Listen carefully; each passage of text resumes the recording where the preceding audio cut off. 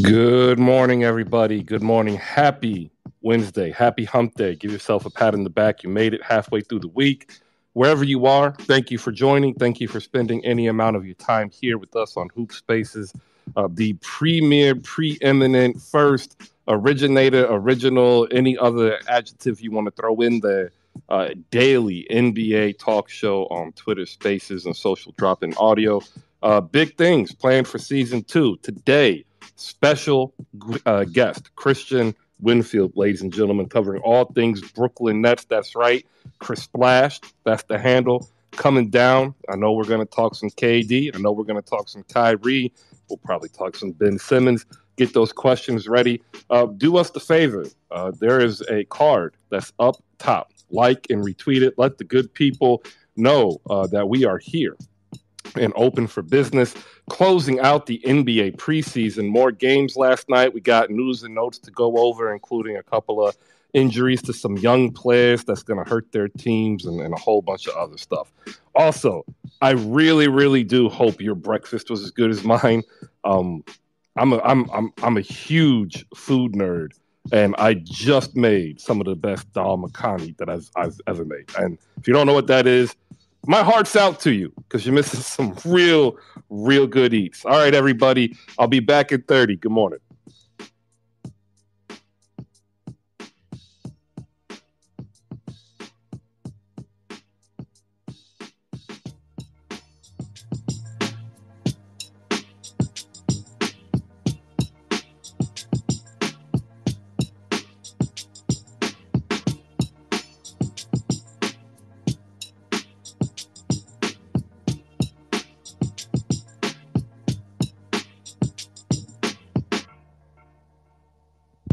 All right. Good morning, everybody. Good morning. A special guest coming today at the 12 o'clock hour. Ladies and gentlemen, Brooklyn Nets media own Christian Winfield, a.k.a. Chris Splash. He's going to come in here and tell you everything you need to know about the Brooklyn Nets and some general NBA stuff because he doesn't just cover the Nets. He does cover the entire NBA. So get ready for that. If you have your questions, go ahead and get ready. You can either put them in the chat box on the bottom right, or you can come up on stage when he's here, or you can come up on stage now because we are still gathered here today, ladies and gentlemen, gathered here today to talk about the greatest sport on the planet, and that's basketball. Because last night there was some great NBA action, and there was some really bad NBA action. Shout out to everybody down below. Big shout out, ladies and gentlemen, to Casey. Congratulations. Look, he got to witness something that, unless you go to baseball games, you might only see once or twice in real life, a playoff game walk-off home run. Like, that is a phenomenal feeling. Shout out to Casey. Glad you made it. Glad you enjoyed it, brother. All right. Hey, we had 5 basketball games last night, including, ladies and gentlemen, the premier matchup of the Victor Wembanyama sweepstakes, Olympics, whatever you want to call it.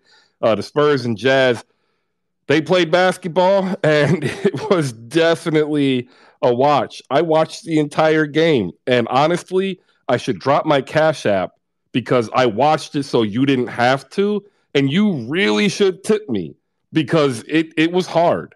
It was really hard to watch this Spurs and Jazz game, but I did it for you.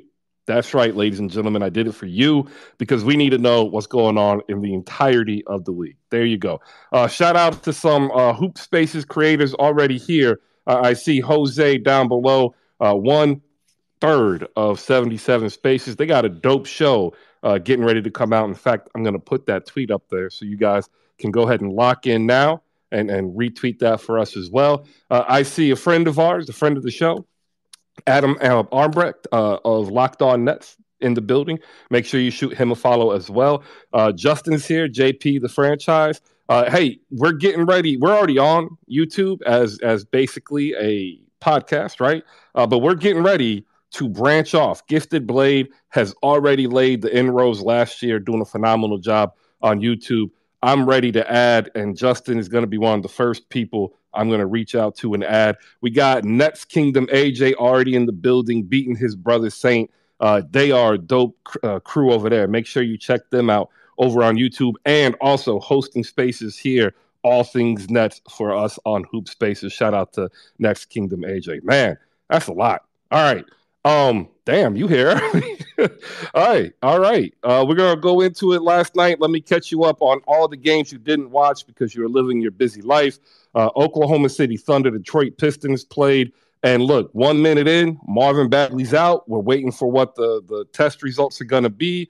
I saw it. It was ugly, but we've seen that type of knee injury before. It could be a hyperextension as opposed to a ligament tear. So if you are, wanting to, thoughts and prayers out, make sure he's okay. Just coming off of a contract extension. A lot of people had him pegged for a potential career year, whether he was starting or off the bench. Thunder, though, looked good. And you know who looked good? Everybody. Like, I don't get it. People think they're tanking for Victor, and I'm sitting here like, I think they actually might have too much talent to tank. The Grizzlies were more interested in fighting Warriors Twitter yesterday, apparently, than playing the Orlando Magic. The Orlando Magic, without three guards, defeated the Memphis Grizzlies 109-105. Wendell Carter Jr., Franz Wagner, and the number one overall pick, Paolo Banchero, leading the Magic over the Grizzlies. No gritty yesterday, unless you was on Twitter on the timeline. The Bulls beat the Bucks 127-104, prompting a whole litany of Bulls fans to say the Bucks are frauds and should be worried. And yet the best player the Bucks played was Jordan Nwora. He had 25 points. Like, let's chill. It's preseason. They didn't play none of their starters. You should have beat them by 20 plus. That Spurs game and that Jazz, that was just something else. Keldon Johnson, Devin Vassell, they really are going to be a dynamic duo.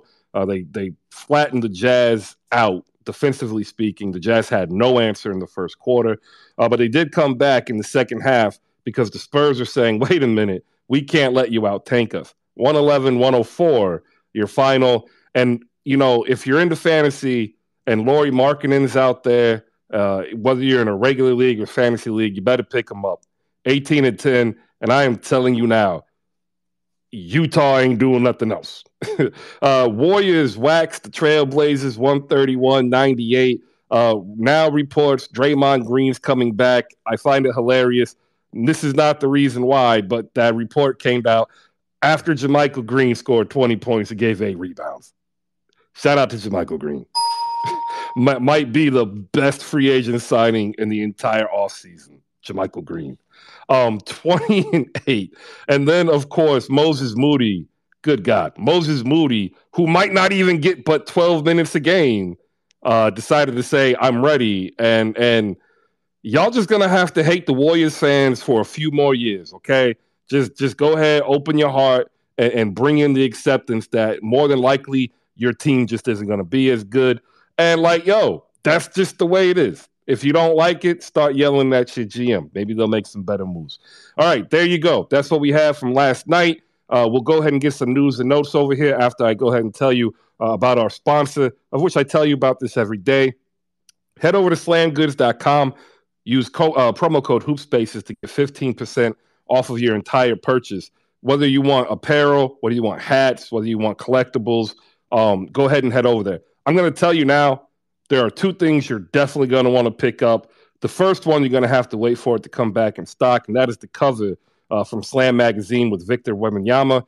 But they got more covers in for A'ja Wilson's championship win, right? That was the fastest-selling cover they had. They have more in. So if you want the cover featuring A'ja Wilson winning the WNBA championship, head over to slamgoods.com now. I believe it's only $9.99. Use Hoop Spaces as the promo code, save $1.50. Use it for your Metro card. All right, if you want a mic, request it. Come on up. Otherwise, you're really going to hear me break down these games in a very monotonous and boring way until I get more hands up here. Wanted to come up top first, we got Chris with sports. We'll get some other people. Let me give a shout out to our featured guest here at the 12 p.m. hour, unless he wants to come up earlier. He is in the building. Christian Winfield, ladies and gentlemen, New York Daily News, Nets and NBA reporter. We got Iman Adan in here. We have Jay from BK in here. Ashley Baker is in here. Make sure you check her out covering, unfortunately, the Cowboys because they're winning. I don't watch football. I still hate the Cowboys. I hope that's okay.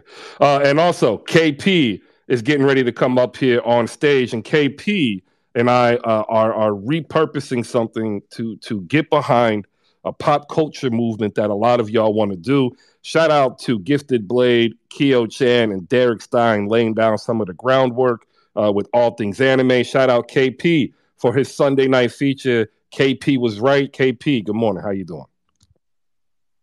You put your left foot in, you put your left foot out, and then you shake it all. You do the little gritty, and you turn it all about. That's what a loss is all about. Shout out to the Memphis Grizzlies. Thank you, Chris, for letting me up. Yeah, man, they was too busy arguing, writing dumb articles. Shout out to that guy that write for Memphis or whatever he does, because he used one thing. And you don't throw meat out to a lion and say, "Hey, why are you eating that meat, dog?" Like you said, you look hungry. So shout out to the Memphis Grizzlies. Also shout out to the Lakers because they think that Draymond coming back had something to do with them. No, it's actually adults in a room making a decision based on logic and emotions. So the Lakers, it's gonna be fun to watch y'all fail again. Because just like my title goes, KP was right, ... again. That's just me, man. So shout out to the Memphis Grizzlies. I see you guys down. Y'all do a lot of talking for a team that never did anything. The biggest contribution to your team has ever done was a delivery company and Elvis Presley ashtrays. So yeah, man, shout out to the Memphis, man. You guys are great. And I heard some good food down there too, but that's about it. Ashtrays, man, just coming in and laying waste. Shout out to a couple more people popping in. Rolo, I already told you about 77 Spaces. I'm going to get that tweet up here. But also shout out TJ Kiesel, host of The Kickback. I tried to tempt her over the weekend. Dick's Sporting Goods here, they had a warehouse sale. So they were literally trying to get rid of everything out of the storage warehouse. And I came across some T-Max.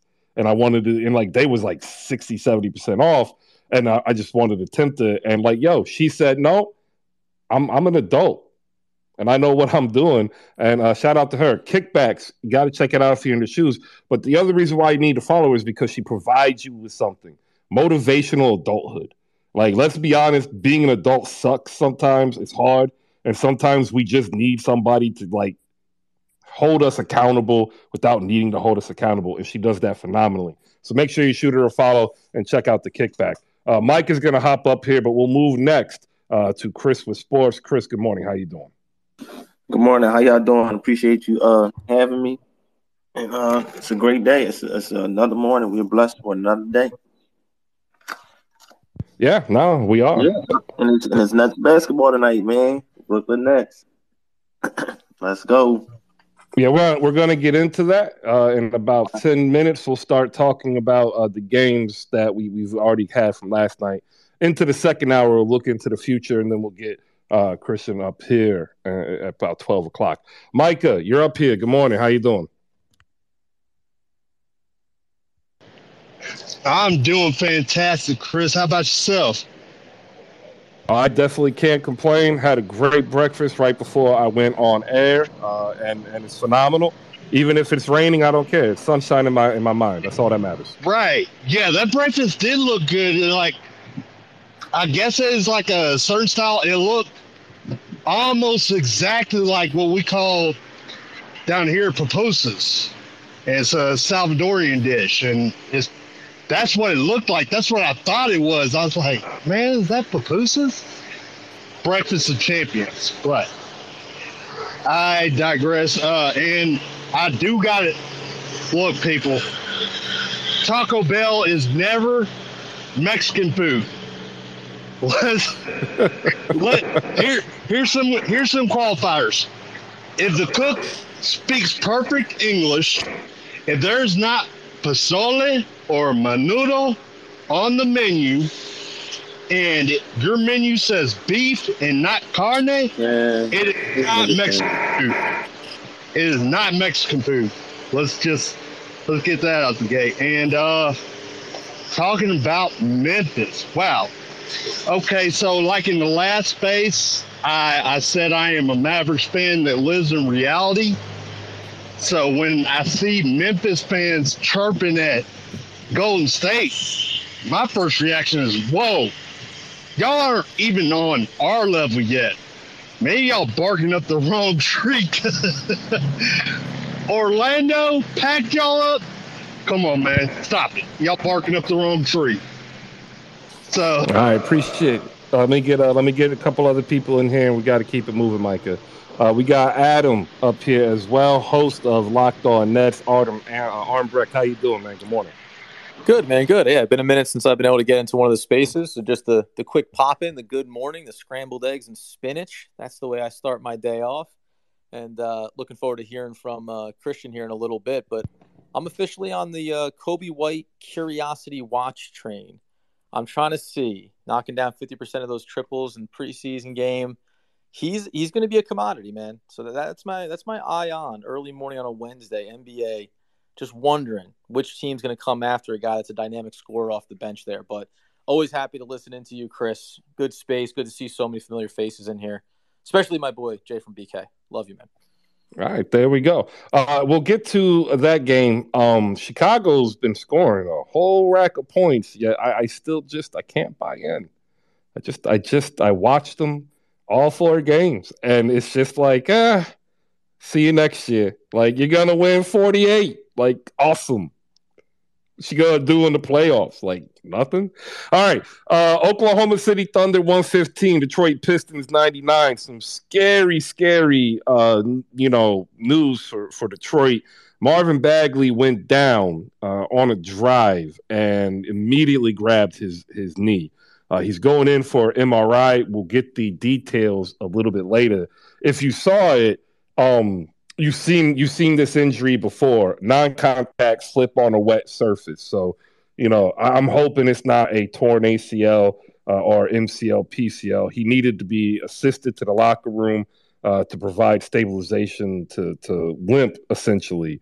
It wasn't a good look, and it was super early into the game, and Detroit really never recovered from that. Also on that, what really came out is the Oklahoma Thunder are extremely deep, ladies and gentlemen. They started Giddey, Mann, Dort, Williams, and Robinson. Just an unheralded lineup. Trey Mann, I've said before, is going to be the reason why Oklahoma City trades Shai Gilgeous-Alexander. He put up 12. He didn't really do anything else other than put up 12. But he fits, in my opinion, better to Josh Giddey, who I think is a primary ball handler. Showed it last night. 16 points, a total of 6 rebounds and 9 assists, including 4 for 8 from deep. 11 times he actually drove, collapsed the defense, and was able to kick out, either find the open shooter or for the pass to go to another swing pass. He is going to be probably the driving facilitator for Oklahoma City's offense. And at that point, if you're taking the ball out of Shai Gilgeous-Alexander's hands and lowering his usage rate, how much more effective is he going to be? That's the biggest question. Although Oklahoma City's saying all the right things that they're building around him, I just don't see it with the amount of draft picks they have and the amount of talent that they have, because they won this game across the board. Darius Bazley had a good game off the bench. Ujme Dang, rookie, had a good game off the bench. Alexei Pukashevsky looked like a valuable professional player off the bench. 11 points, 7 boards, 4 assists in a block. So they're deep, they're young, and they have a boatload of picks. Yeah, scary stuff. So we'll go to that game first. Chris, you got your hand up. Go ahead. What do you got? And we got Jay from the Wakanda Tech Sport up here. Yeah, I just wanted to piggyback off that. That's my team out west, too. I always liked them since Kevin Durant, Russell Westbrook. But, yeah, man, they look good. And I'm and everything what you said about Trey Mann, too, yeah, he's coming along very good. And I was, skeptical about it. You mentioned the trade that they might trade away Shai because, like you said, the usage rate and stuff like that. And it does seem like that might happen in the near future. But that sucks because I think they might can do something together, but then again, you got Giddey, so you're right about that, and it just sucks that Chet went down because man, who knows what they could be with him and the things that he brings to the game, offense and defense. So that's tough. Yeah, I like imagine this. He stays with Oklahoma this entire season, plays 55 games, going to the offseason. Oklahoma City goes to whoever wins the number one pick and says, we'll give you SGA 6 picks and 2 other young players. Like, yeah, that'd be nice. Yeah, that'd be nasty. Right. Nasty. Then they come back the following year with Victor, Chet, Trey Mann, and Josh Giddey, and they still have 25 picks and 5 young players. It's absolutely sickening. Yeah, they're doing a real good job. He's doing a real good job. One cool thing about Detroit, Jaden Ivey is going to be electrifying. Several times he was able to either change a shot, block a shot, steal the ball, or stop transition offense. Now that, ladies and gentlemen, is going to be a phenomenal skill if he develops it. He actually stopped 2 fast breaks by himself last night, and that bodes well. Bad news for Detroit. Cade Cunningham doesn't like to be aggressive yet. I don't know if that's a comfortability thing or familiarity thing, but there's some times where he could be more aggressive and really set the course, and he seems to always defer to wanting to get his teammates the best chance possible. Yeah, he seemed like a pass-first guy. And that's cool. I'm with it. But he's in a position, I think, in the offense, and Iman might be able to speak to this because this is a Dwayne Casey offense. He's in a position where I think Dwayne Casey's wanting him to assert more control. What do you think, Chris, seeing the game last night? Yeah, that's a fact. All right. And then shout out to Sadiq Bey and Killian Hayes. Holdovers from before Troy Weaver. They combined for 39 points together, going for 13 for 23, including 6 for 11 from deep. And, like, nobody thought Killian Hayes could shoot a three-pointer, including myself. I like his game. And one more thing, Chris. Yeah, go ahead. What you think about this comparison? When I saw him in college, Jaden Ivey, right? I'm like, yo, he reminds me a bit much of Ja Morant. What you think?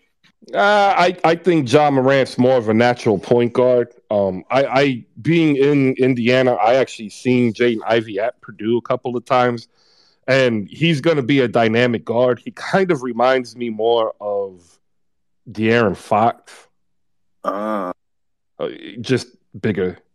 Either way, that's not bad because the kid is electric. Like on both ends, like you said, you mentioned that what he did last night, man. Or you could even say a bigger Colin Sexton with better defense. That'd be a good comp in my opinion too. But he's going to be good. That's for sure. Yeah, I like him. I really like his game. And I tell you what, that number 23, that looks good in the Pistons uniform. Yeah, not gonna lie. Yep. All right. So if anybody's got any questions about Oklahoma City or Detroit, now's the time. You could either put it in the box in the bottom right, or you can come on up. If anybody upstairs on the panel here has got anything they want to add in, go ahead, hop up. Can I say that Detroit was my sleeper team about a month ago? I like them. I like the mix of youth. Coaching seems like the solid. I like the trajectory that they're going in. I like Cade Cunningham, but as you said, he needs to be a little bit more aggressive. But yeah, I like Detroit. I think they're gonna, in another 2 years maybe, they'll really be really good to maybe take like the 5th seed or something like that. So yeah, I like them. Now remember, everybody, they made a trade with Utah to bring in Bojan Bogdanovic. I think they're actually gunning for that play-in this year. And it's a possibility. Like, if they hit their shots, which they didn't do yesterday, they might be able to do some noise and some damage in the bottom of the play-in. Malika Walker has joined us. We'll get to her in a second. I promise Jay we'll get to him. Jay, you got anything real quick? Because I know you might actually be walking in the door. Yeah, man. I was just surprised that you don't believe in Andre Draymond, man. After shooting them threes, what you mean? You don't believe in Chicago, man? What's going on, man? We'll get there. We'll get there. Malika, go ahead, because I don't trust Chicago. I'm sorry. Go ahead, Malika. Good morning. Jaden Ivey, I feel like man, he's a dynamic pick that so many teams could have had. That pick someone before him. Like, I just think that he's going to have a great impact. I know he didn't want to. I heard he didn't want to go to Charlotte, but they should have kept him anyway. I think they should have kept him anyway. And then he want to play, send his ass down to Greensboro. He'll want to come back up. Like I think they should have kept him even though he didn't want to go. Malika's just up here threatening players like, you will go to Greensboro if you don't want to play for us. I love it. Oh man, shout out to the Hornets fans. Y'all just I'm serious. Like, if you draft, if we draft you, you're just stuck. Like, what, so what? You don't want to go in. So what? You're a rookie. Sit down. And they didn't want to keep him because that's one of the reason why they traded. He didn't want to be there. And, they didn't want to make him. I agree with you. Like, I would have drafted him. I thought he would have been great. I would have kept him. Yeah, I thought he'd been great next to LaMelo. I think that was really dumb. I think they kept the wrong player, but that's just me. All right. Anybody else want to hop on? If not, we can now then move over to that Bulls game. That Jay just so heavenly for whatever reason wants to talk about. Bulls 127, Milwaukee Bucks 104. The Bucks fall to 0-4 in the preseason. The Bulls are 3-1. And people ask, like, why don't you believe in them? They gave up 104 points, ladies and gentlemen, to Marquise Bolden, Jordan Nwora, Javon Carter, Marjan Beauchamp, and Sandro Mamuk Alashvili. There you go. That's why I don't trust the Chicago Bulls. They gave up 100+ to that starting lineup. And who did the Bulls play, you ask? They played, Patrick Williams, Nicholas Vucevic, Kobe White, Ayo Dosunmu, and then they played one player that a lot of people really should put on their long-term radar, Dalen Terry. I think is going to be fantastic in Chicago, rookie out of Arizona. But, like, they're playing a couple of their frontline starters and their sixth man off the bench. Like, they needed to win this game, right? They needed to kind of win it convincingly, in my opinion. Jay, what do you think? I think that Bucks lineup is underrated and underappreciated by you. I don't think the Bulls are playing defense at season intensity. I will give you that. But on paper, even with Lonzo Ball out, the Bulls on paper seem to be able to match up really well, except for teams that have two big wings. But other than that, they seem to. I think they're going to be like last year's team when they were healthy. I think they're going to be a headache to play. They're not going to be easy, and the shots that they want are going to zag to the NBA zig. Like, DeMar DeRozan is going to eat in mid-range, and when you roll up into Chicago on the second night of a back-to-back, if they're even doing back-to-backs anymore, they're going to forget to cover DeMar DeRozan in the mid-range because they don't have to. That's the defensive scheme in the NBA now. So no, I think the Bulls are going to be fine. Are they going to be better than the improved Cavs team? They stay in a rough division. That's the only thing that's holding the Bulls back. If they stay in the easier division like Miami, it'd be different. But no, I think the Bulls will be fine. Yeah, all right. Well, I think the Bulls are going to give up. They 112+ points. I don't think that's going to be good this year. I think if they don't improve on the defense, I think Atlanta, Cleveland, and Brooklyn are going to bleep them. Like, I really like. I get what you're saying with the wings. In Atlanta. Really? Nah. You just said you wanted a team with two big wings, and they have two big wings and two elite guards, and you just gonna come up and say, "I don't believe in Atlanta." I don't believe in Atlanta. I love you, Jay. Never change. Go ahead, Christmas Sports, and then we'll say good morning to Samir. Do you believe in the Chicago Bulls? Yes or no? I think Samir was ahead of me. All right, go ahead, Samir. Good morning. How you doing?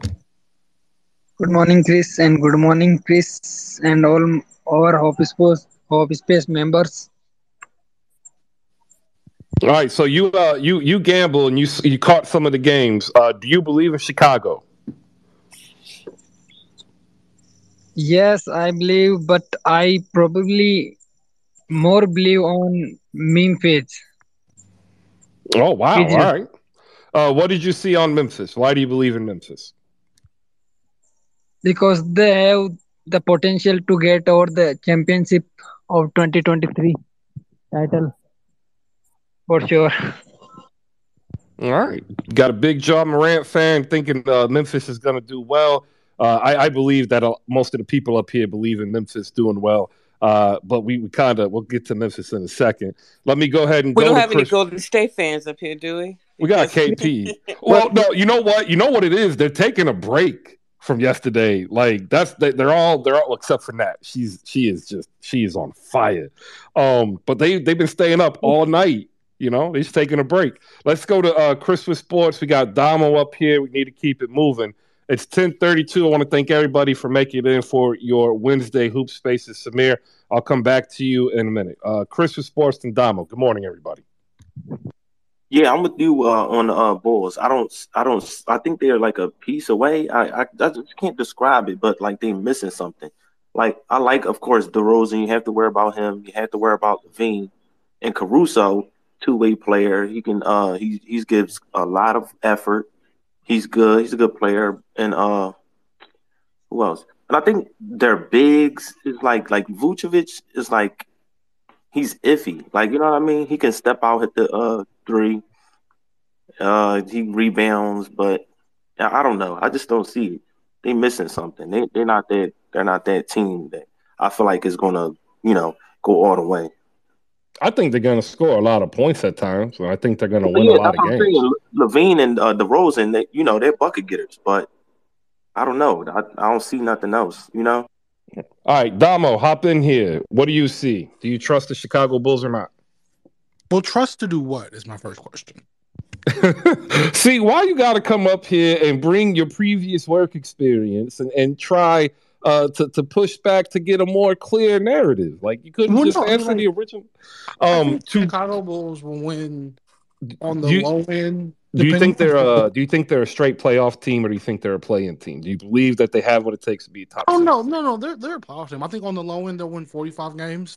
On the high end they'll win 55 to 60. And I know, and when I say high end, I mean really high end. Like everyone's healthy, have a great like Phoenix last year, similar to the Raptors teams from all those years ago. Like I think they'll be a great regular season basketball. I think they have the potential to be an excellent regular season basketball team. I think that the question is, and I kind of agree with Chris in this regard. I don't know what they're missing to make me feel like they're a contender, like a real contender, like hey, this team is one of the 4 teams that can win a title. I don't quite know what I want them to add, but I just feel like they need something. There's no wow. Like the Bulls don't scare me. Like the Golden State scares me. Even Brooklyn to an extent. Like I know, hey, inconsistent, but that's still KD, Kyrie, and Ben Simmons over there. Like that's a little scary. Like I don't think they'll put it together. But that's a little scary. Heat scare me a little bit. The Lakers, even though I don't know what they're gonna do this year, but that's still LeBron AD. That's a little scary. The Bulls don't put any fear in my heart. Like I don't wake up and think, oh, the Bulls. Same thing with the Hawks. The Hawks don't scare me. Like they good. Even the Grizzlies don't even scare me like that. Like Josh scares me a bit, but I don't think everybody around him really got that dog in them like that. So the Bulls need to scare me a little bit.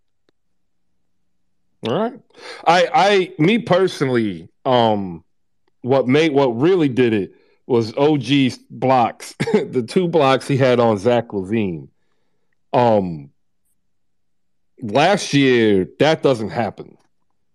Last year, Zach clears those 2 block attempts. And I don't know if this was like just kind of being tired or rusty because you're getting back into it, or if this is OG being 100% healthy finally and we're seeing it. But when you do a step back and you get it blocked clean and the dude was like 3 feet away from you, and then you come back and you get the biggest dude on your team to lay down a good screen, and then he blocks you again. That to me says you're lacking some sort of explosiveness. And once I saw that, it just seems that they're going to end up doing what they did last year, which is rely on DeMar DeRozan in the mid game. They're trying to have Vooch and now even Andre Drummond, who's knocking down threes like crazy. Where was that last year for Philly or Brooklyn? To stretch the floor. Yeah. I want to ask, do you have time scheduled to talk about the best organization in basketball at any point in time in the show? Oh, yeah, we have time to definitely talk about the Philadelphia 76ers. All right, that's a little bit later. We're on the agenda. That's all. Thank you. Yeah, all right. Well, I mean, look, y'all, you missed the opener. Yeah, you missed the opener. That's all. Micah, do you trust the Bulls? Yes or no? No, I don't. Actually, I just moved here from New York to Chicago. I don't trust the Bulls. I don't know why you guys keep talking about the Bulls. Like, they're not enough. Like, they're still like, I know I like DeRozan, but the team is not enough. I mean, guys, you saw last year like this team, like when we had the big three, and then they couldn't beat us, like the Nets. I don't believe the Bulls are better than the Milwaukee. I don't believe the Bulls are better than the Heat. I don't believe the Bulls are better than even 76ers. Not even the Nets. Nah, guys, we can't be talking about the Bulls right now. They're not enough. They're gonna make some noise, but I don't even think they're gonna like pass the second round. So they're probably gonna, like, if they're lucky enough, they're gonna probably like pass the first round. But I don't believe they're gonna pass the second round. Nah, guys, I don't believe in the Bulls. All right, Nah. appreciate it, Mikey. right. Poll. Actually, it's just a question. I didn't put the poll up there. I should have probably put it up there. Do you trust the Bulls? If you're down below because you can't come up and you want to add what your thoughts are, go ahead. We'll go to Micah next. We've also got Samir to get back to. JF Cake has joined us. And yeah, a virtual athlete who's a Nets fan since, Billy King. Damn. My condolences, sir. My condolences. Micah, do you trust the Bulls? Yes or no? We'll go to Samir. We'll go to Rusty and then JF. In the words of Rob Parker, no way, no how. No, they don't have one member of their big three that's a plus defender, and they're really the only team that you can say that about this, that you would put in maybe in the East. That if you're putting out the, like, who we think is going to be the 6 teams, like outside of the play-in. Those 6 teams, one of their stars, if not multiple, is a plus defender, and I don't think that works out in the end. So no, I don't trust them. Just like you said, they'll score a bunch of points, but they'll give up a bunch of points, and so no, I don't trust them.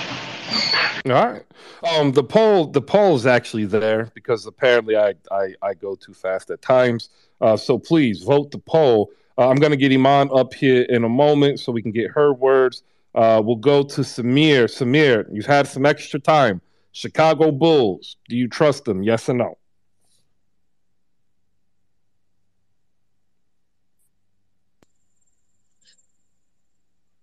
Maybe it can happen, but they cannot fight for the championship, man. There we go. So that's a no. That's all I needed to hear. I don't think is anybody up here. If anybody trusts the Bulls, if you're down below, like, if you trust the Bulls, like, give us a sign. Trust the Bulls to get to the playoffs. So what are we saying? Trust the Bulls to be able to be so like they made all these moves to contend for a championship, right? Oh no, not for a championship. No. All right, cool. So are they going to be top 6? 10 votes for now, and 80% of them are not going with Bulls. So there should be their views on that. They will not take over the championship this year. Maybe. All right. Appreciate it, Samir. Let me go ahead and get Iman up here so that I can get her words. If you don't know, you need to go ahead and shoot her a follow as well. Words at Basketball News, words at Yahoo Sports Canada. You can hear her words at the Dishes and Dimes podcast as well. The best Femme Fatale podcast covering all things NBA. We'll get Bonkai and a couple others up here momentarily. Jay, the Wakanda Tech Support, and KP are also ready to go, but we'll go to JF Cake and Rusty next before we get to Iman because it just happened to pop up before her. JF, trust the Bulls, yes or no? What did you see from last night's games? And then we'll go to Rusty, then Iman. Thank you, everybody. Good morning. Appreciate it, Chris. No, I don't trust the Bulls. You had a co-host on here that turned from a Bulls fan to a Mavs fan, so I don't even hear about the Bulls anymore from their own fan base. So it's not something I can definitely trust. We have them coming up on the 19th, and if you want to compare their core to our core, I trust us having a better core and a better team than the Bulls. And you're talking about the 6th seed, but as far as everybody on NBA, the Miami Heat are the 6th seed, and they're always going to be the 6th seed no matter who they add. That's just where we're going to sit at before the season. So if you're going to tell me that the Bulls are going to be 6th seed in front of the Miami Heat, I don't think so, because Miami Heat are a way better team. But I'm only saying the 6th seed for Miami Heat because that's where everybody likes to put us. And then we end up going somewhere a little bit closer to, number one. But it is what it is. I don't trust the Bulls, Chris. That's what it is. All right. Appreciate it. Rusty, what's up, man? How you doing? Thank you for finding us. Shoot everybody up here a follow so you can see all the content creators.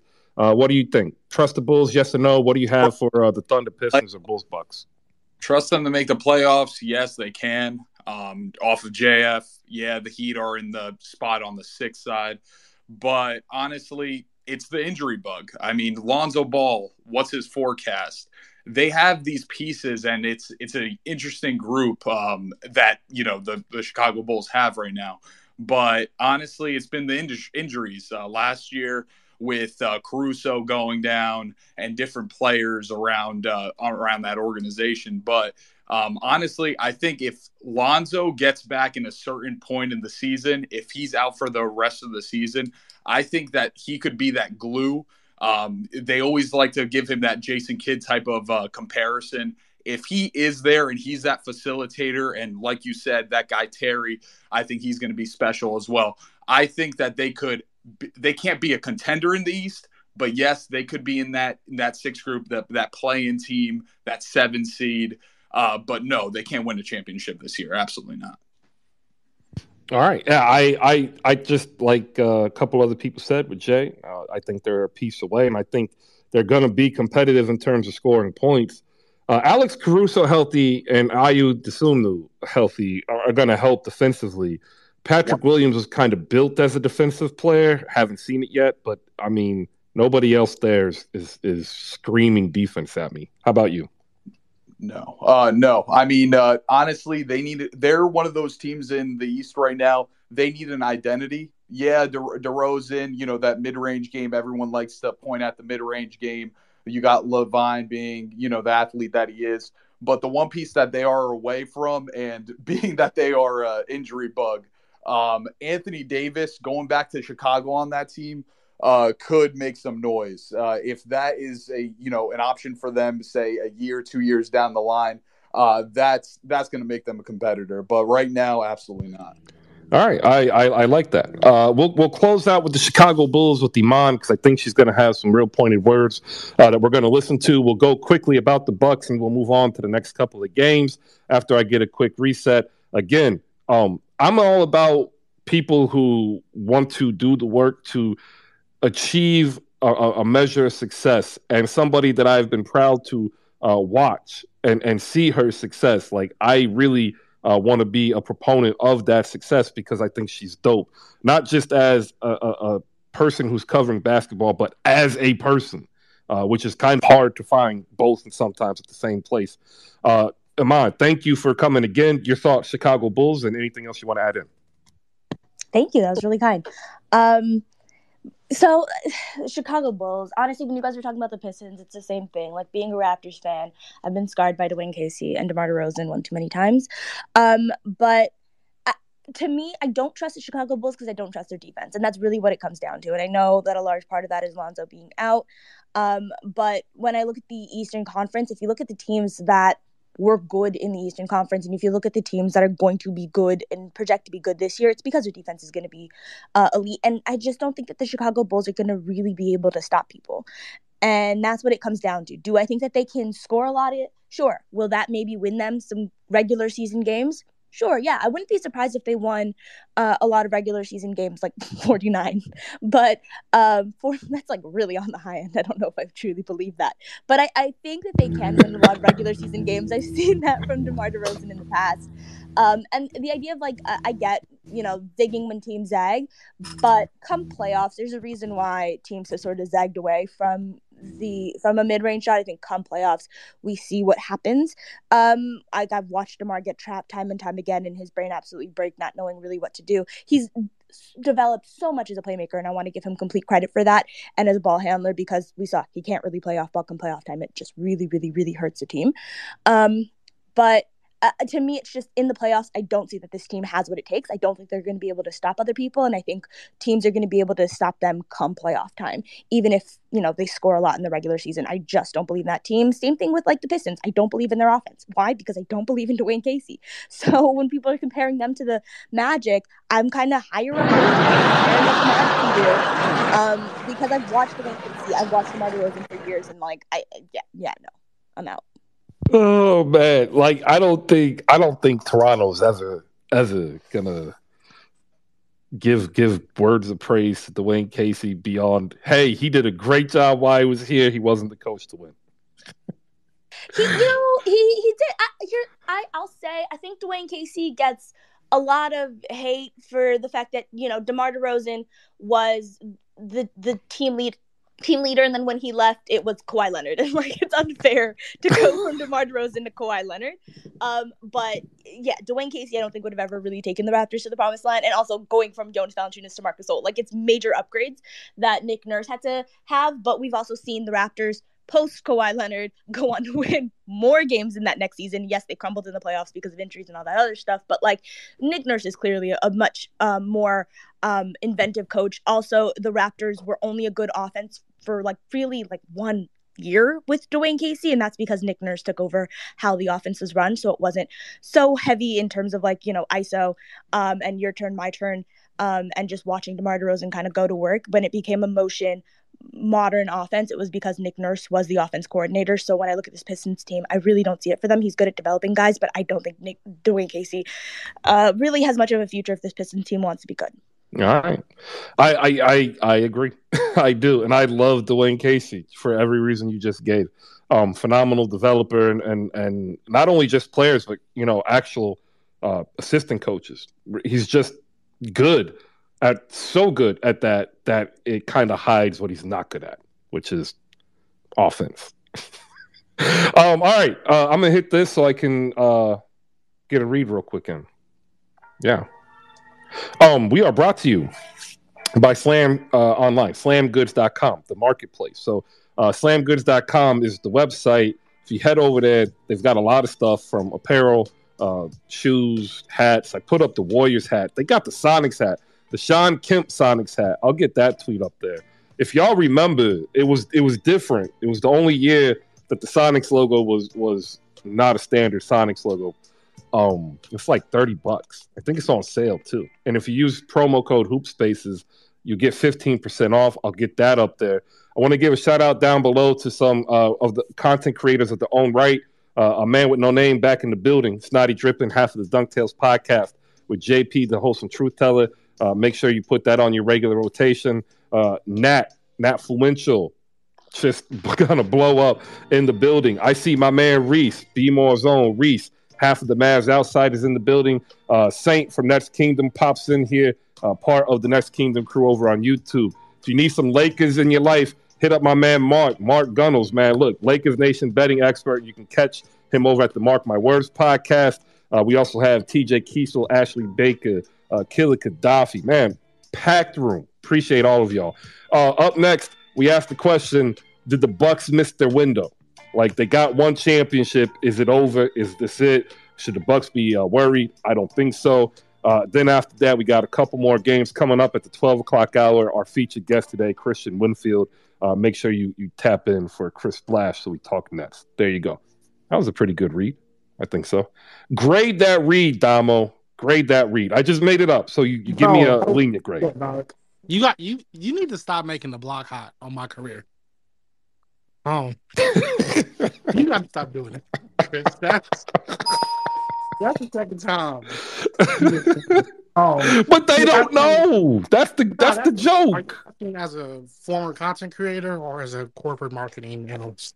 Oh, I was just asking just to ask, to be honest. I would give it an 8 out of 10, man. It was pretty good. I'll send an email to my boss and see about getting you an ad placement. I love it. We'll go to you, Chris. That was disgusting. We'll go to you first, Bucks. What are your thoughts? Me first? Oh, I think that this is horrible propaganda. Giannis Antetokounmpo is still the best player in the world.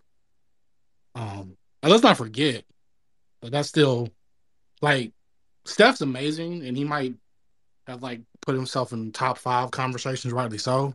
But it's a dude in Milwaukee that's from Greece via Nigeria that they don't make nothing like that. They don't got that. They stopped making that model. That's not in the stores. So yeah, as long as he's there, like they can do something. I don't know what they're gonna do, but that one right there. So is the window closed? No, Giannis's window is gonna be open for a real long time. Now, do you need to maybe think about moving off of Drew? That's not me suggesting that, but I think that maybe you can have a conversation about putting different pieces around Giannis. Maybe. And that's a big maybe. But nah, the window ain't closed in the slightest. Because he's still that's still that right there. All right, now get your Greg Popovich and RC Buford praise going. God bless, Greg Popovich. God bless RC Buford. God bless. Probably the second greatest member of the Greg Popovich. Or third. Ooh, yeah, probably third. Coach Bud, probably third. I'll probably go Steve Kerr, Becky, Coach Bud. Y'all welcome for basketball as you know it. The systems y'all run does come from us. So, pay homage, pay respect. There's a member of your coaching staff or your front office that came from San Antonio. So, y'all make sure y'all pay y'all tithes and y'all give us our dividends and our masters. Just send us a ring or a big thank you. Whenever y'all win y'all basketball games. And shout out to Victor. Y'all know he gonna be in San Antonio. Don't even worry about it. Tony owns his team. Boris is his general manager. He gonna be down there in the Riverwalk eating tamales in a little bit. That's gonna put some weight on him. So yeah, man, y'all enjoy basketball while y'all can, because we got another 20-year run coming. It could be better than y'all as a city. I don't think y'all getting him, but okay. Yeah. Like if you watched yesterday, y'all ain't getting him. Y'all gonna play yourselves out. You know what, Chris? That's what I did want to talk. I'll wait till. I'll wait. Okay. Yeah.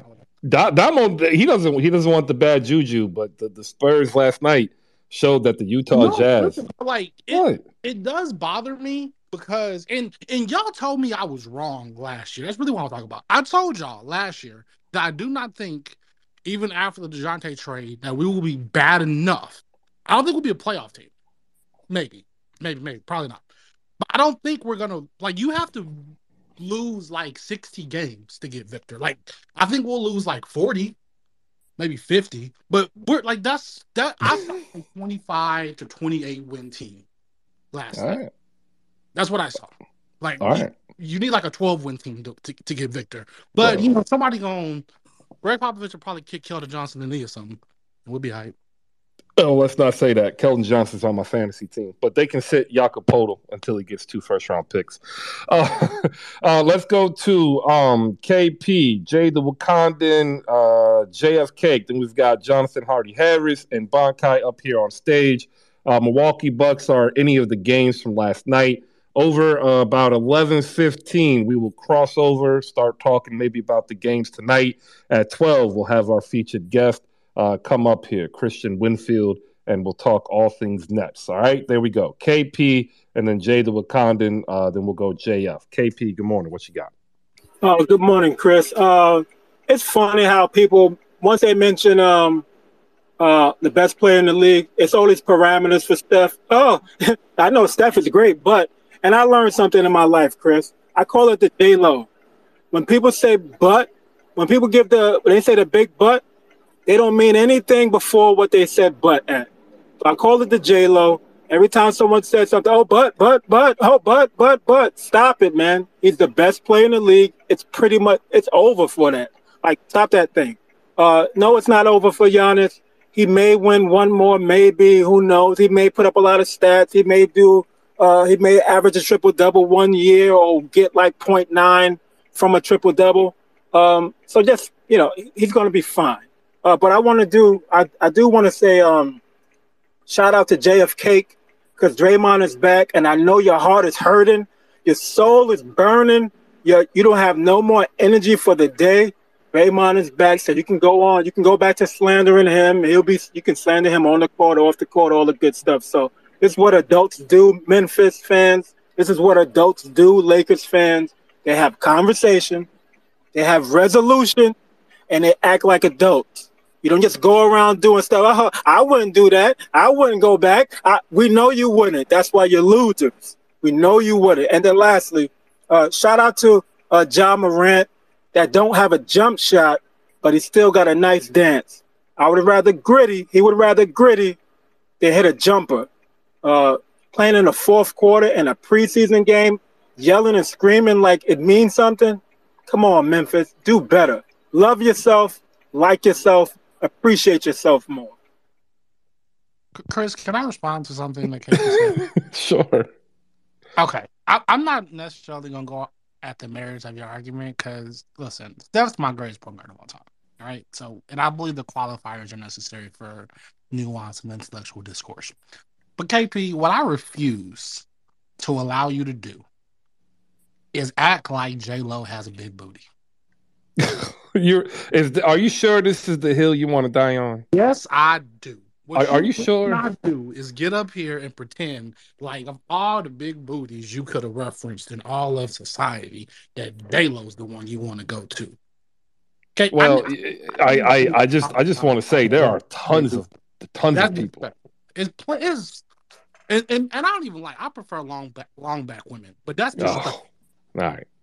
We're gonna move to Jay, the Wakanda tech support. Then JF will retort because the Draymond slander will fly because that's what he's known for. Jay, what you got? I heard AD trade, and I just wanted to let the room know Lonzo Ball, Caruso, Dalen Terry, and Vucevic for Davis, Patrick Beverly, and Kendrick Nunn in the Portland pick work. Go away. Go away, Jay. Don't do this. The second thing is, I think the Bucks and Giannis can win another chip, but they're gonna have to either trade Drew Holiday or Chris Middleton just to get deeper because they forfeited a lot of picks in trades that I did not understand at the time. And that's the thing that the NBA refuses to learn from the Golden State Warriors is when you have a contender, you make moves on the margins, but you don't trade your first round pick. You trade your second rounders, but you don't trade your first rounders because that's the young talent that you can now afford to draft based on if they can play, not what they can develop into, i.e. a Patrick Baldwin Jr. And so I think Giannis, because he is so great, will be able to hold on to his prime long enough to make another finals run. But I do think that this team in Milwaukee, as currently constructed, is just too thin. I think the Boston series proved that last year. And the hope for Milwaukee is the upcoming cap spike because of the new TV deal allows them room to bring in a couple more guys, but they definitely need a couple of more guys to have a sustained run. Now, Giannis is so great. Could he average 40 and drag the Bucks kicking and screaming to the finals? Yes. But as the league is now, that is a heavy ask. And that's all I had to say. Just to let everybody know, they are going to come off of some money on that cap spike year. You'll have Brook Lopez, Grayson Allen, Joe Ingles, George Hill, all off, and that would take out almost 30. So if they were to trade Middleton or Jrue Holiday, that would give them over $60 million in potential cap space to kind of like retool in free agency. And I think what we found out though is these second round picks, like their value has now completely cratered due to the ingenious route that Sam Presti embarked on. Yeah, that's why you see like Andrew Nembhard and some of the top first round picks starting to get specific type deals. So they build in that low cap hold on the back end of the first or second extension of the superstar contract. So like it's if you want to talk cap, we'll have another day. I've talked to like Yossi Goslin from Hoops Hype and a couple other cap people. Maybe we'll come in here and have a nerd night and just talk numbers. JF, I'm going to give you some time to reply to KP and your thoughts. Then we've got Malika, Jonathan Hardy. Man, you got to change your name, John.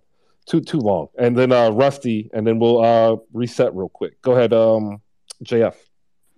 Yeah, Chris. So little birdie of mine told me that there's going to be a new Tarzan movie coming out. This should happen around 2025.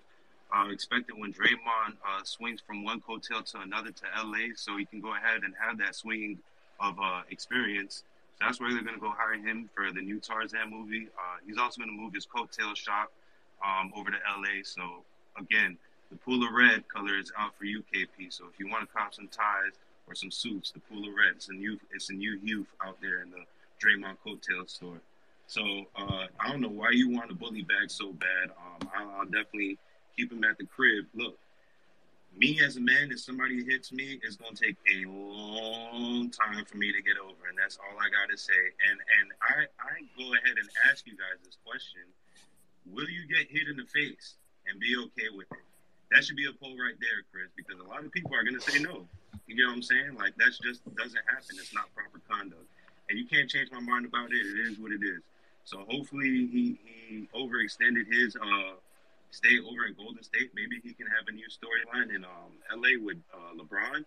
Seems like he's trying to best friend him up, kiss ass a little bit, get himself a starting spot, because even still, I don't know if he's going to start on LA. That should be another poll question right there, Chris. But again, going back to Rusty, it's funny how I say the Heat are 6. But let me ask you a question, Chris. What seed was the Brooklyn Nets last year?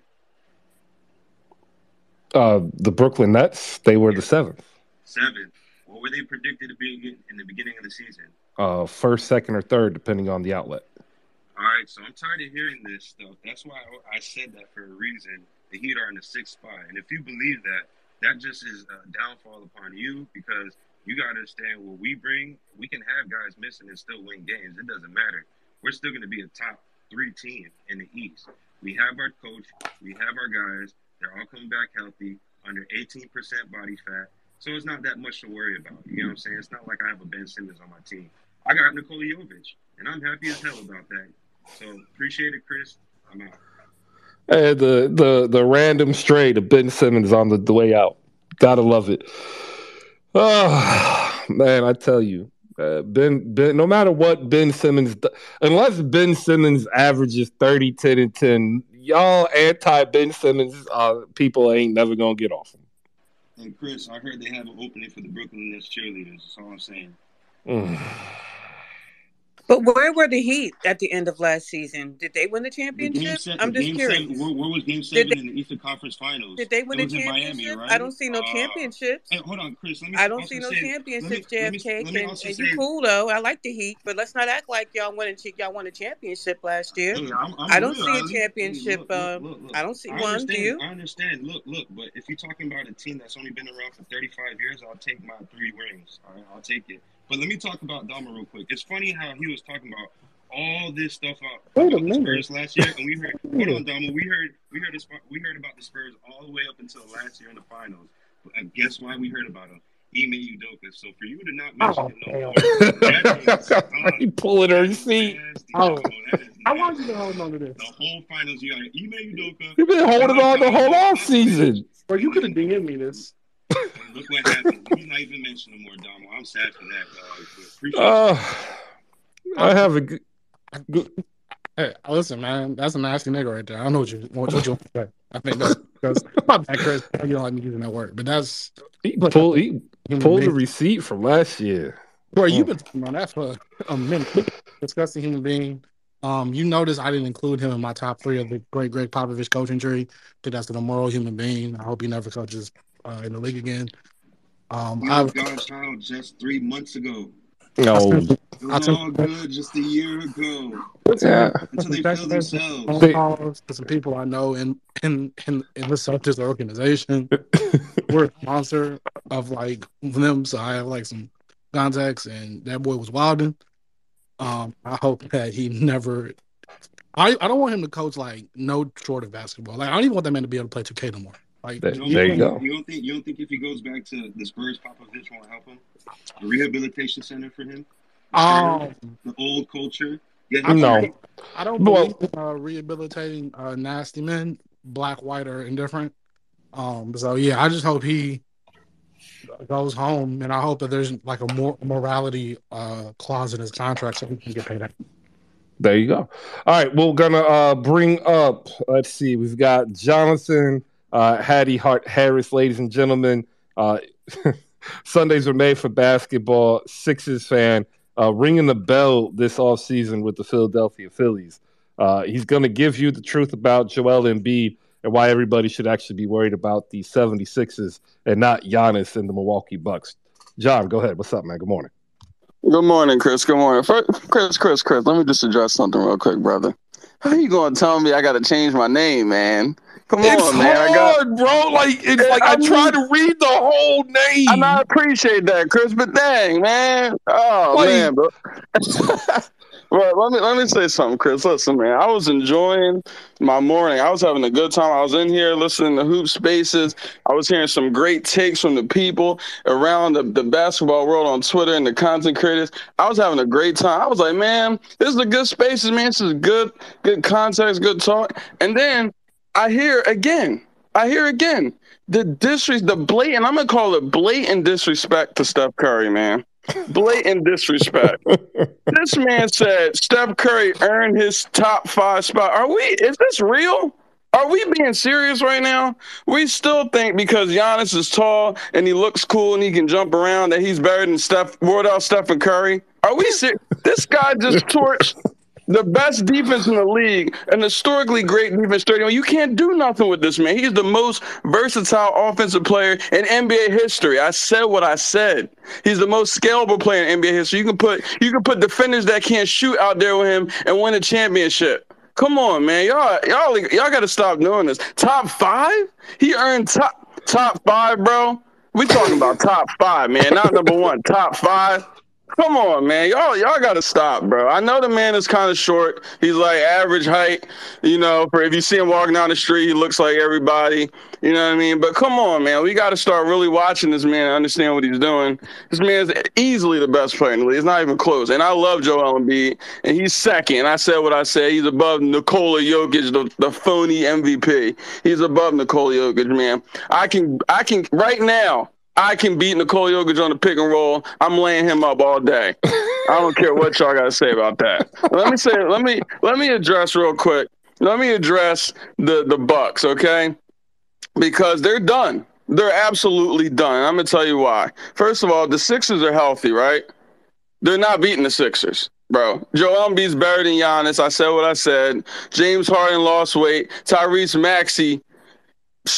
What I gotta say about Tyrese? Y'all seen what he's doing in the preseason. Y'all gonna see it. Don't worry about that. Just remember I told you that. But anyway, if somehow Embiid gets elbowed in the face illegally again and he's out, all right, the Bucks might do something. But if Joel Embiid is there, the boogeyman of the East Coast, the Bucks aren't going to the finals. I promise you that. And if the Bucks do somehow get past the Sixers, they're going to have to face the best player in the world, and it's not close.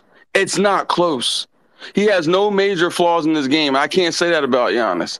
The best player in the world, Stephen Curry, is going to win his 5th ring. And let me say one more thing before I finish. Let me say one. I'm gonna ruffle some feathers here, but I'm saying what I'm saying. If Steph Curry gets his 5th ring, he's above LeBron James on the all-time list, and I'm tired of it, all right? He's above LeBron James. That's 5 rings, man. Y'all better stop playing with him, bro. I could go on for days, but I'm going to let y'all go because I know y'all pissed off now. I pissed them off, Chris.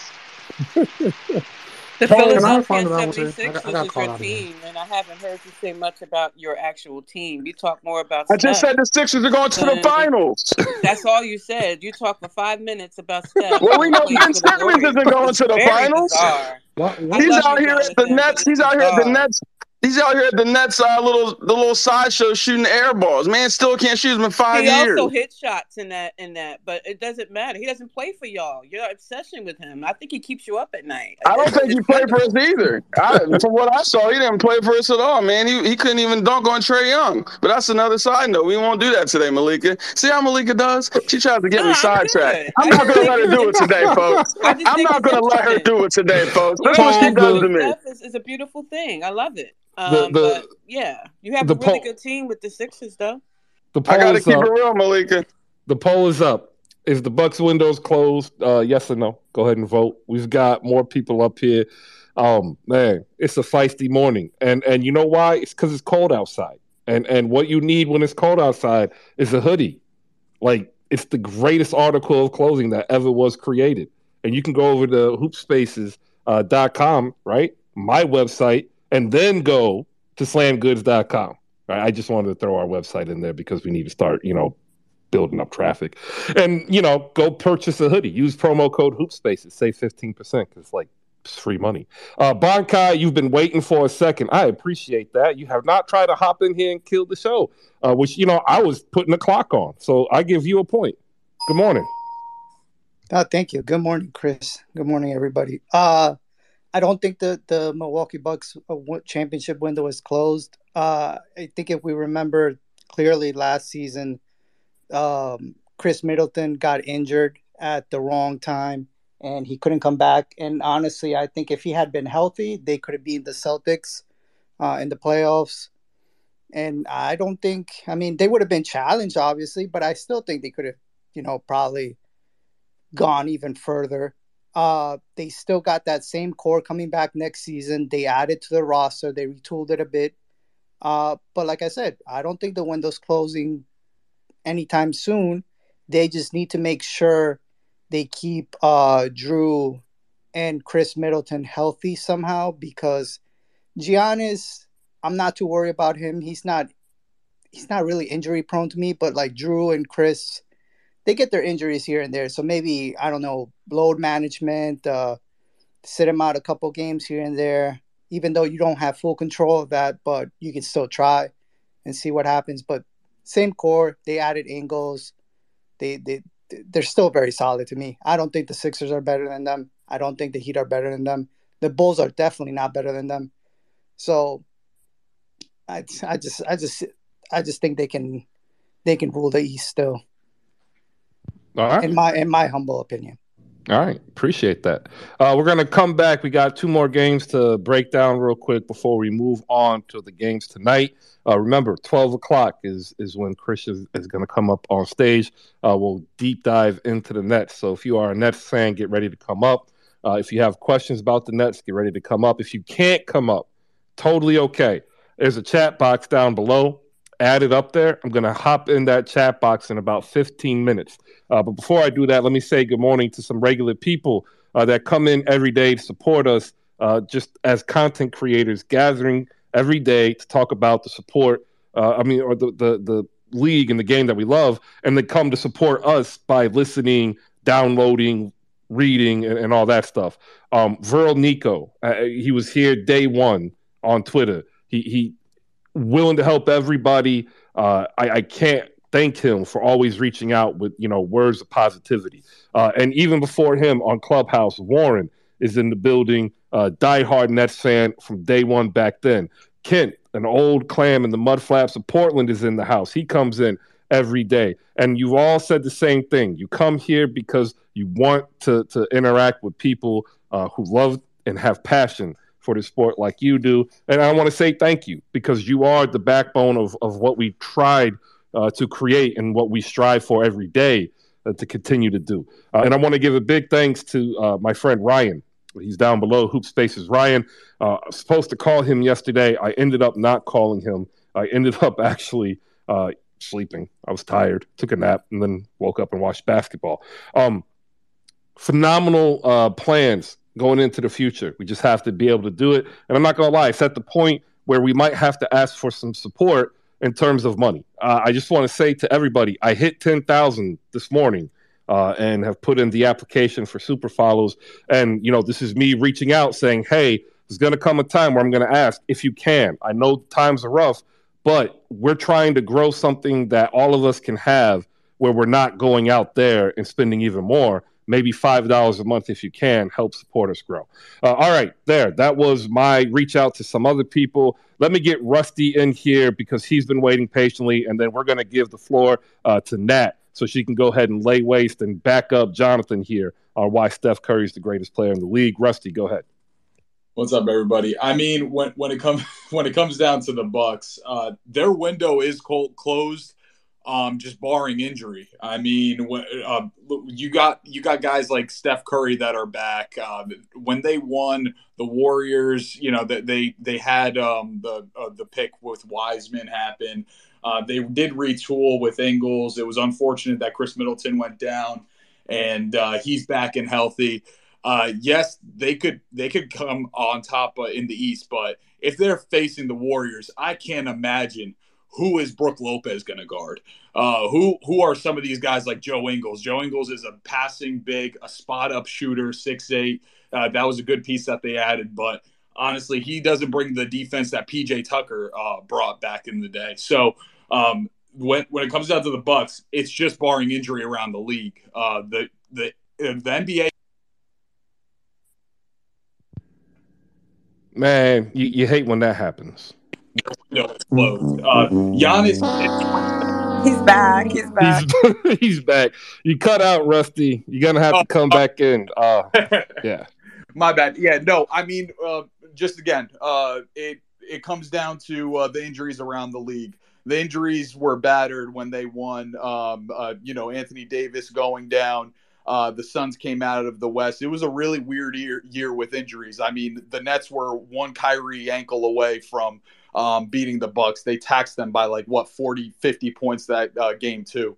So I really think that Giannis's window, I mean, he's 27 years old. He could leave the Bucks, in a year, 2 years and go wherever he wants.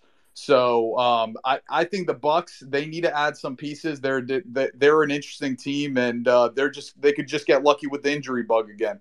But if it's just outright their team versus another team, and both teams are healthy, they're gonna have some trouble. All right, look at that. I tell you what, surviving the Billy King years is really tough. I know, man. It was rough. I mean, I can't. You can't even imagine what I've been through with. Bro, I'm a Sixers fan. Don't tell me I can't imagine. Don't ever tell me I can't imagine. Us getting Jordan Farmar saying we're bringing in a champion to the organization. Bro, I wanted Jordan Farmar. I don't think you understand the likes of players that roll through the Sixers locker room when we went through the process. I know, but Jordan Farmar was a bona fide starter for 6 years. Jonathan knows what I'm talking about too. Seriously, it's nasty. Appreciate it, Rusty. Shoot us a follow back here. But I want to give Nat some extra time here because it got a little spicy. I already know she's gonna say it. I'm not even gonna do it. I'm happy. Talk to him, Nat. I'm happy that she's just here because she's so dope, and she's gonna be so busy coming up. I'm gonna enjoy every minute that she can afford us. I urge everybody down below, shoot her a follow now. Why you can? Thank you. Good morning, Nat. Oh gosh, good morning. Thank you. Please, I don't need intros like that, but thank you. shout out to Malika and Aman, fellow Hoostresses, and just other basketball content creators. Just follow them. I love them. They're the best. So shout out to them. But okay. I really am not going to go on a tangent about Stephen Curry because I told you new basketball season. That's kind of the new year for me. I set my resolutions. I'm not going to argue what is fact anymore. I'll wait for the others to catch up. He's the best player in the league. That's it. I'm not going to like keep going back and forth to make like arguments about it. Regarding the Bucks and their window, is it closed? I think that like I consider the Bucks a championship contender. Do I think they are going to win it all? No. But so I don't know how we're defining like, is your window closed or open? Do I think for the next few years and in the foreseeable future, the Bucks can contend for a championship? Yes. Oh, I can give you a better definition for you. Okay. To me, the window is the length of the contract of their best player. Okay, So I don't think Giannis is leaving. I mean, unless something drastically changes, he strikes me as one of those loyal kind of guys who wants to like stay with the franchise. So that could change, but he just doesn't strike me as that person who's gonna pick up and leave. So I'm not anticipating him leaving, but I do think their immediate window, like I think Drew really impacts that. Obviously, yes, health is always a thing, so like that's for any team anywhere. But I think they need Drew to be a certain kind of player on both sides of the ball. And I just don't know that he can consistently do that. So that's to be seen. So yeah, like if it's not going to be Drew, then they have to like get someone else. So I don't know, but I don't want to discredit what the Bucks did. You know, I hear a lot of people like, oh, this didn't happen. And, you know, the Nets and this injury and that injury. Like, I don't really like doing that. But I think that like a fully healthy Bucks and a fully healthy, let's say, Warriors, I don't think they're beating the Warriors. That's just saying like if they meet up in the finals. But I don't know, like you have to like look at the whole East.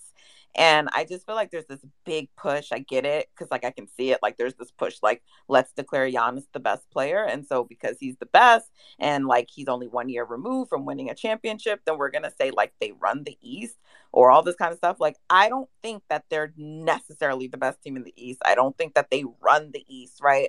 I think they're one of the top teams in the East. And so I just think it's to be determined about like where the Bucks are in their place in the East. So they have to still make it out the East. And I think that there are teams in the East that can challenge them. I don't think the Celtics are being given enough respect, right?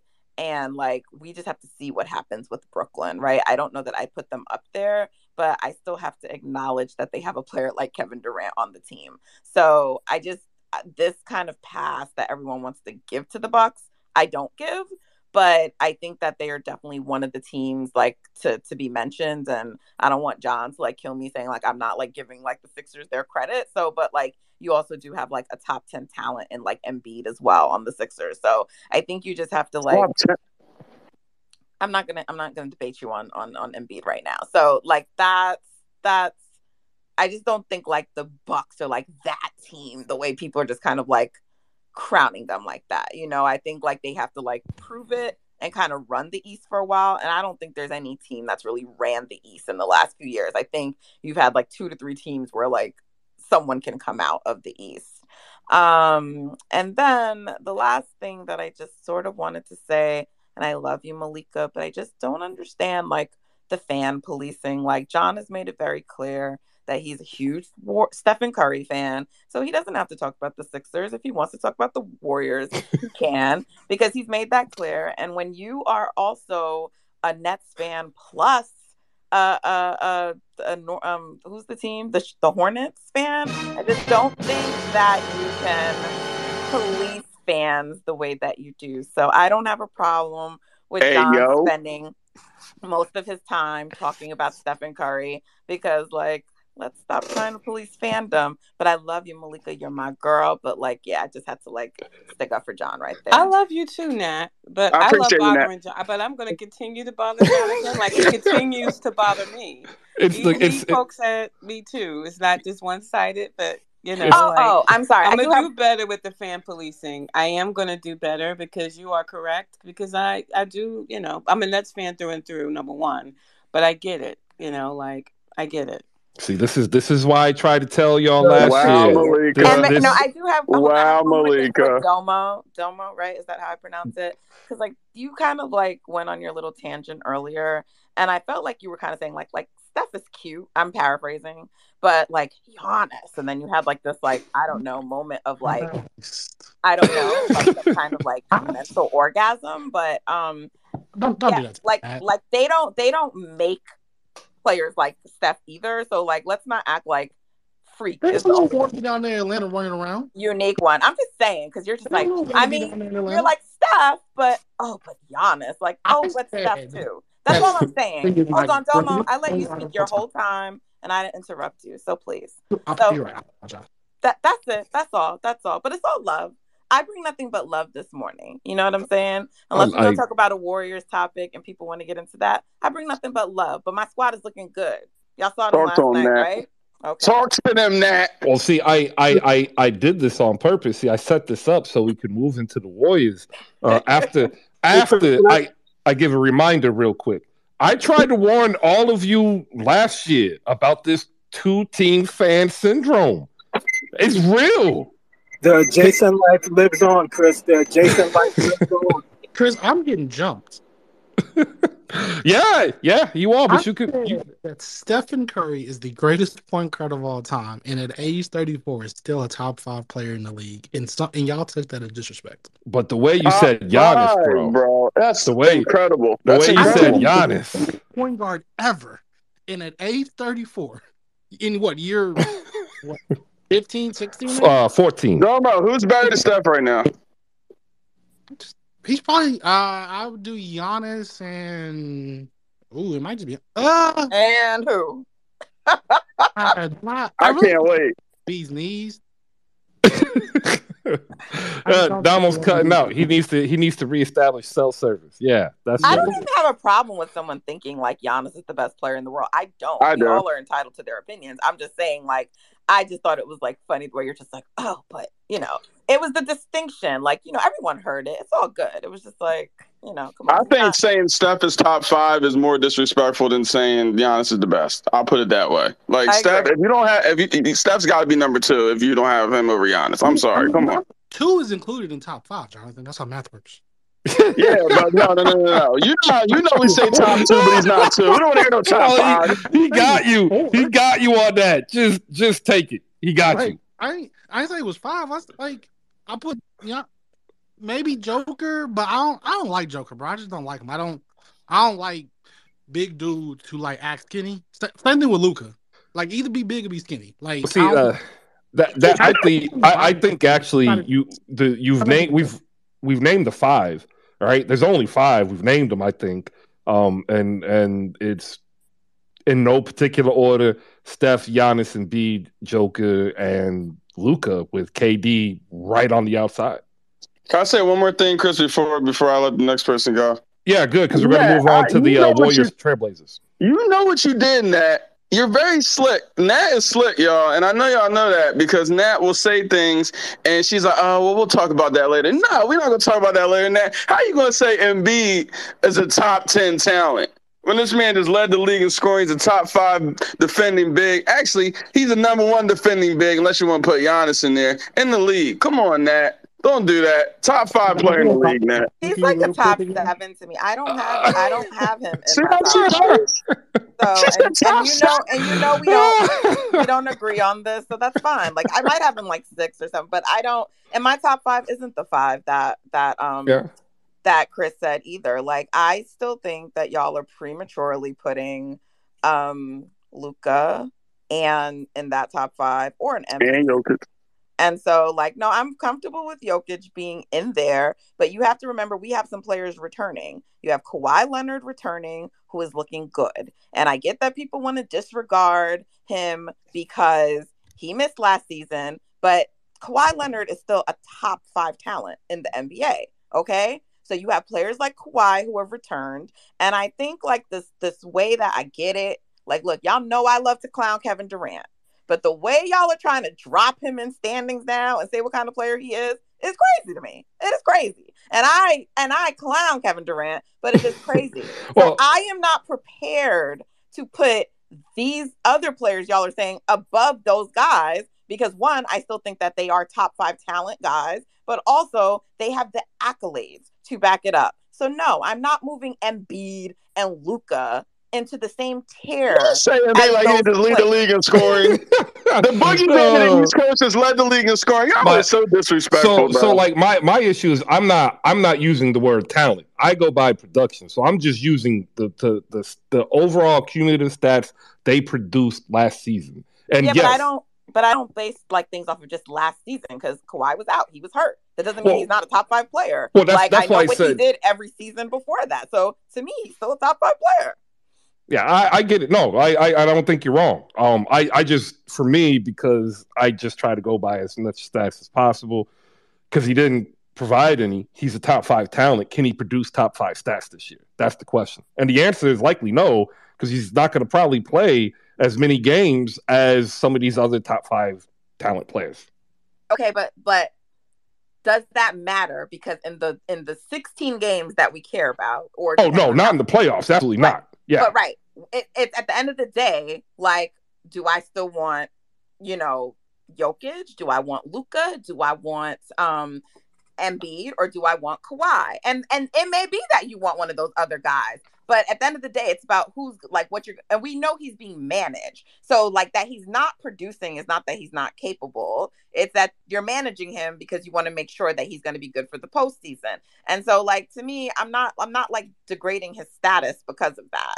Like, I'm still taking, me personally, everyone can speak for themselves, I'm still taking Kawhi Leonard over Luka. That's me. Like, to have as the higher player and also the player that I want in the postseason. That's who I'm taking. So he's the better player to me, period. Oh, yeah, I don't think I don't think I'm disagreeing with that. I just think we look at basketball just from 2 different perspectives.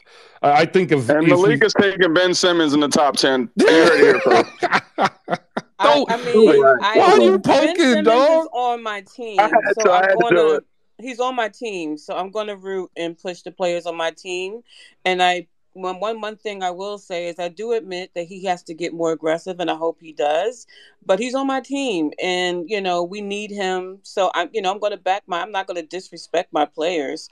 But Kawhi, I'm 100 on Kawhi with Nat. So Jonathan, you won't have to worry about me talking about Steph anymore. Just as a reminder that I love Kawhi, and I could talk about Kawhi all day. So I'm done. Unbelievable, people. You guys hear this? This is a recorded space. This is unbelievable, nasty work by Malik right now. Get past the second round. I am done. All due respect. I'm so sorry you got elbowed in the face, guys. I'm so sorry. I mean, like, what are we doing? What are we doing? All right. I love Kawhi. I admit it. And he had to play with Ben Simmons for the first half of his career. Y'all know who Ben Simmons is. What we're gonna do on is my team. What we're gonna do is we're gonna take a break to get in the news and notes that we've all missed out on because we've been arguing about Ben Simmons and the apparent jump shot that he didn't even jump for at a practice that was open to public for fun, and people are riding him. Like, yes, exactly. Get off him, man. Nope. He made. You know what? He made a 3. Why don't we talk about the 3-pointer he made? That video. I saw the video of him missing, so that's what I'm gonna focus on in class. For. Of course, because that's the narrative. All right, let me get in these news and notes, ladies and gentlemen. Well, that's Micah. Draymond Green rejoined the Warriors Thursday, expected to play opening night. The Pistons, the reports are now saying they would have pursued DeAndre Ayton if Jalen Durant wasn't drafted and available for trade. We're still waiting on the test results for Marvin Bagley III and his knee injury. LaMelo Ball, great break. Like maybe 1 to 2 weeks is the word on him. Grade 2 ankle sprain. Trevelin Quinn, the G League Finals MVP, he was released by the Sixers because the Sixers are actually pretty deep at young guards, signing two-way with the Pacers. The Suns have waived Frank Jackson and have signed Adonis Arms and Saban Lee. This is a name that I didn't even realize we had signed him. The Sixers waived Patrick McCaw. Let's pour one out for Patrick. Signing Skylar Mays to take his place. The Lakers waive Bryce Hamilton. They are signing Nate Pierre-Louis. Jordan Poole hasn't said whether he would like Draymond Green penalized. That is a report that is coming out of speculation. It's the only reason why I'm highlighting it. It's because it's on national publications. Like, if you go to certain websites, you're going to see it. And it's not necessarily fair, right? And then the Mavs are in advanced talks to sign Facundo Campazzo to replace the J.J. Barea role that they've never replaced down in Dallas. Those are your news and notes across the league. Up on stage, we have Aman Adan, we have Nat, we have a man with no name. He might be able to speak for a minute, but he's getting ready to go to work. Sean with the W, live from the Mecca, is here in the building. Malika Walker is here. KP, the executive hater, host of KP Was Right. Bonkai, the show killer, Christmas Sports, Rusty, and Micah. We got about another 20 minutes or so before I reach out to Chris Splash. Bring him on, so get those Brooklyn Nets questions ready. One more game last night, 131-98. Warriors are so just overrated. Like, they're so deep that they're possibly overrated because they're so deep. Snotty, what's up, man? How you doing? What's up, man? Entertaining show so far. You guys are hilarious. And yeah, but hey, man, number 2 is included in the top 5, so you really can't call it disrespect. But so about the Bucks, yeah, I think it's really premature to say the Bucks window is closed because you got Giannis. Like, when you got a superhero like that, and you can argue what position he's in, but he's just entering his prime. He's always healthy. He's 7 foot. He moves like a guard. As long as you got Giannis, you can turn your roster around him and flip guys and always add to him. So that window is far from closed, just because Giannis is on your roster. So sure, the East is going to rise and fall around him. Thank you. Somebody said about disrespecting the Celtics. I appreciate that. I think that was Nat who. Obviously, the Brooklyn Nets, we're not sure exactly what we got there in that primordial soup, what's cooking there. But, yeah, I think as long as you got Giannis on the roster and they have a couple capable guys who can act as a number 2, we know Drew can step up and play like a superstar for stretches. He did in the finals a couple years ago. So, yeah, the Bucks window, while it's not maybe gaping open, but, yeah, without injuries, maybe last year they're in the finals. As a Celtics fan, I could say if Chris Middleton was healthy, they'd probably beat Boston last year. Boston turnover issues were crazy. So, yeah, the Bucks are going to be right there at the top of the East every year. Even if they don't have one of the best records, just having Giannis on your roster in the playoffs, he poses so many matchup problems and covers so much defensively that they can go toe-to-toe with anybody. And we know that in the finals, it's not about if healthy because all teams are banged up in the finals. So, yeah, man, I think it's pretty easy to say that as long as Giannis is engaged and locked in and under contract, the Bucks are going to be a threat. Yeah, no, I agree. It's really more a question hedging on the development of the East versus the Bucks. Essentially, do you take the Bucks versus the field? I always tend to err towards the field unless you 100%. Have 2 guys who are in their prime in the timeline ready to compete. And even then, like we just saw, sometimes it comes down to your other pieces because, I mean, the Brooklyn Nets have 2 guys in their primes who are considered superstars, and what happened to them? And with the Bucks, a lot of it's already culture and continuity and defense, and we know that defense really matters in the playoffs, and we know that when healthy, those guys are really locked in. So, yeah, man, I just with their continuity and the fact that they've done it and they believe in themselves gives them a little bit of leg up over, the Cavs. Sure, great talent, but they have no idea what they're going to do yet. Celtics have a lot of flux with the coaching issues. That thing's going to hang over all season. I'm very confident in Celtics this year. Brooklyn, we still got a lot of questions. So Philly obviously has a lot of talent, and Maxey might be that wild card, but they're still new together. And when the rubber meets the road in the high-pressure situations, we all know James Harden has to prove that he can really come through. So, and that's not a knock on Philly. I think Philly's going to be dangerous. It's just we got to see them do it. While we've seen the Bucks do it. So, yeah, if the big 3 in Milwaukee are healthy, I'd give them more than a puncher's chance against anybody. All right. We got a couple hands up. We'll clear the hands, and then we'll move into this game. I'm going to reach out to get Chris Splash up here. Hey, at the great 12 job, o'clock Chris. hour. I'm out of here, man. You guys, Appreciate it, Snap. I love the passion. I love the fact that everybody's really locked in, and the season hasn't even started yet. I'm gonna be scared to log on in like 3 weeks when the game's actually played, because you guys might be. It's gonna be a bloodbath on this damn thing. So, all right, man. You guys enjoy. All right, have a good one, Snap. Coming soon. Tune in. Yeah, it drops tomorrow, ladies and gentlemen. The Dunk Tales podcast. Man with no name, Snotty Drippin, and JP, the host and truth teller.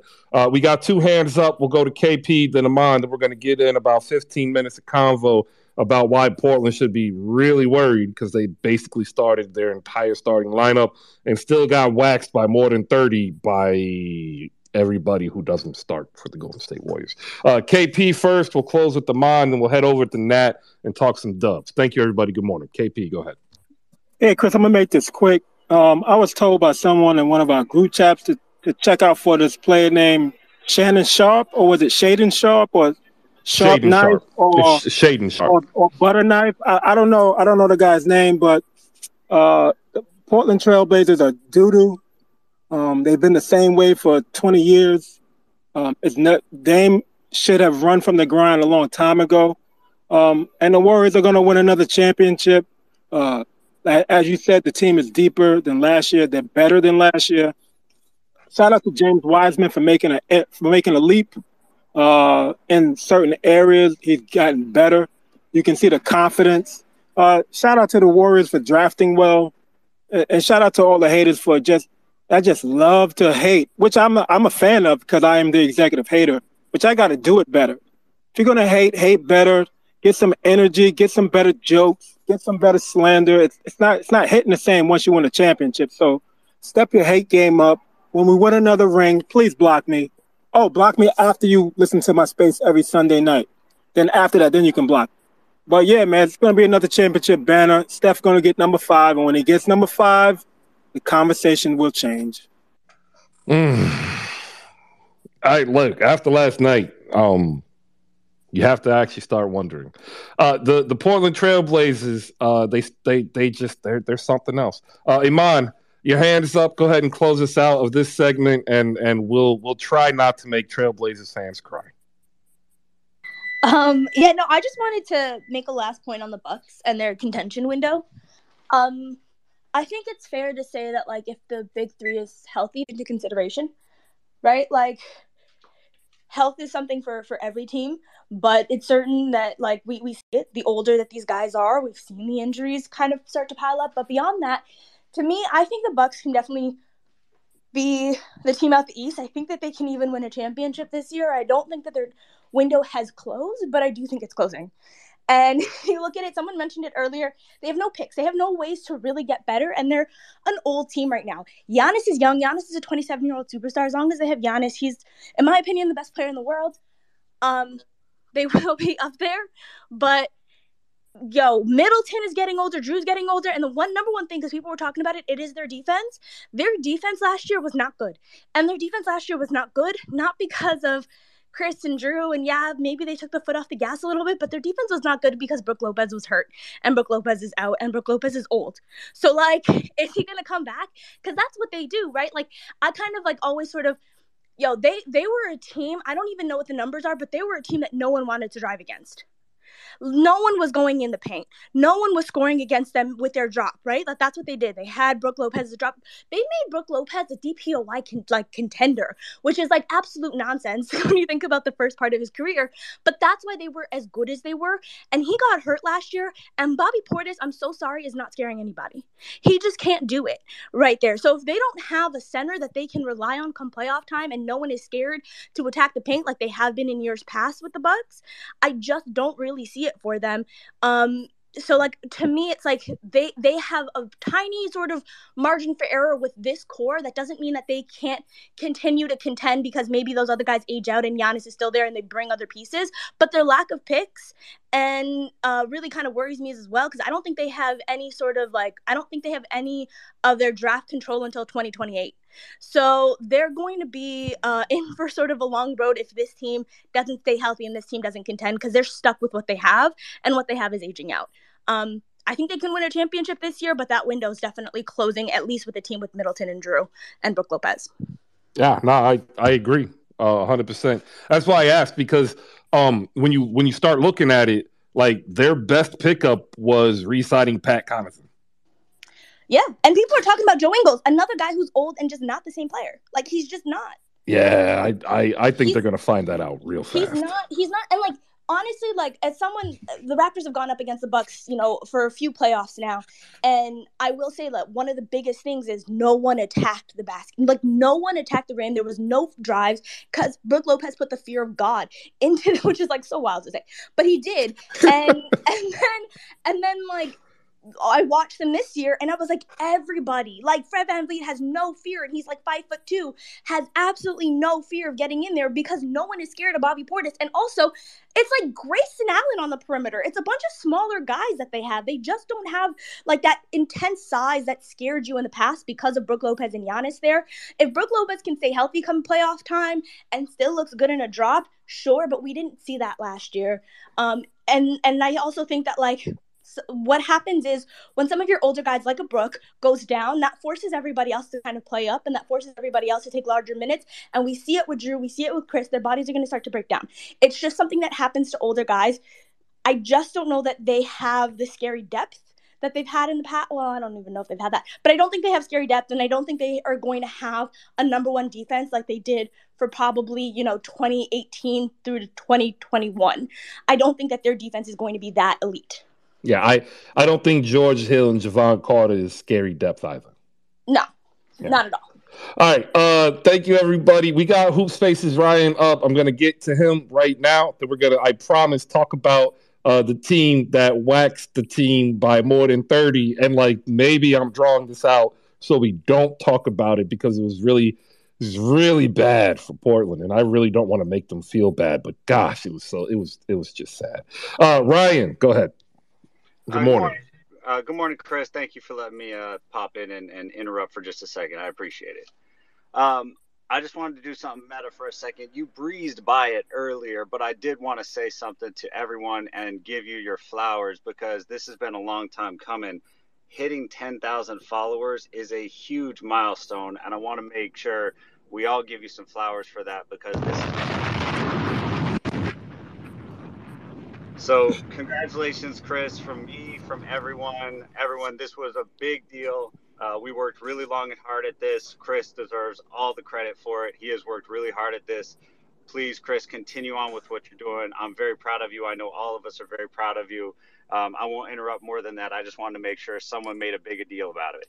See, I knew you were going to do that. That's why I hit the Funk Flex bomb to hide it. But thank you, Ryan. I appreciate it. I know we haven't done everything we set out to do. And full disclosure, people, like when we did this, like I explained to him on a phone call, like I sat down, and Sean was with us back in Clubhouse. I sat down day after day after day. I would write out an idea. I would tear it up. I would tear it down. I would rewrite it. And I'm not gonna lie. August 30th came around, and I was bitter.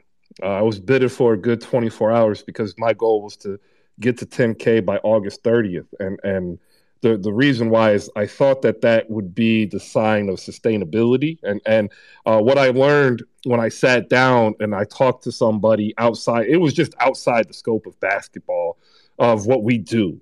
And he's actually in the audience, so I want to give him a shout out. And that's my friend Tony. And he said, he just said, hey, I have this idea.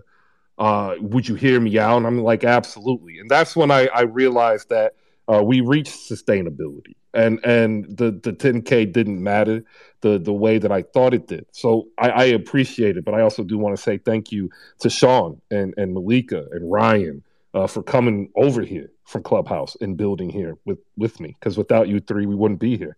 And like that's just the truth. Without Iman meeting us on Clubhouse, we wouldn't be here. Without Nat joining us and meeting us here on Twitter, we wouldn't be here. Without Issa Kari down below, I probably wouldn't be here in the capacity that I am now. Like I go to his page to learn how he does his creative work, because even though it doesn't fall in my purview or scope of what I want him to do, I understand and I look at the process and I'm appreciative of him being able to share it. So thank you for everything you've done. Ryan, Sean, Malika, and everybody involved. Chris, I say it all the time. You don't give yourself enough credit because you had the vision. Like, you had the vision to say, you know what? I think this Twitter thing is going to take off. Twitter space thing is going to take off. And we're like, all right, let's go. And, like, not everyone can see things before it happens. You saw it. I don't remember the last time I opened the damn Clubhouse app. So props to you for having the vision, having the stones to go to people and say, hey, I have this idea. I think it can work. Let's flush it out. And here we are. So listen, man, if you don't big yourself up enough, no one else will. I mean, I'll big you up, but don't be afraid to big yourself up. Don't drop bombs over Ryan. We're trying to big you up. You deserve your flowers. You Appreciate deserve it, your Sean. flowers. I appreciate it, Sean. I'm pretty damn consistent. I don't like praise, just like Nat. But a team that does like praise, the Golden State Warriors. I'm actually going to open it up this way because Ryan is up here. I'm going to do an impromptu game of player trivia, so I'm going to hit the button here. Know your Warriors. I'm not even going to say the team name because it's not fair. I'm going to actually give you the player name, and you need to tell me the school they went to. Ladies and gentlemen, this was the team that waxed Portland 138-98. And I'm not even going to give you the starters. We're going to go to the bench. Here we go. Pat Spencer. Anybody know where Pat Spencer played college ball? Northwestern. Well, no, he was Loyola for lacrosse. But you go with the college he's drafted or signed out of. That's how it works. Good job, though. I could give you half credit. There you go. Anybody? Bradley. He was part of that Bradley crew that ran into the tournament to the second or third round. All right. Ryan Rollins. I know Nat's got to know. He went off last night. Ryan Rollins. Toledo. Lester Quinones. Ty Jerome. Like, it's sick. Everybody made a shot except for Dante DiVincenzo. I know Ty Jerome, UVA. I mean, all those people are not going to be on the roster, though, so. But that's the point. That's why Portland woke up. I couldn't give Portland the cat face, though.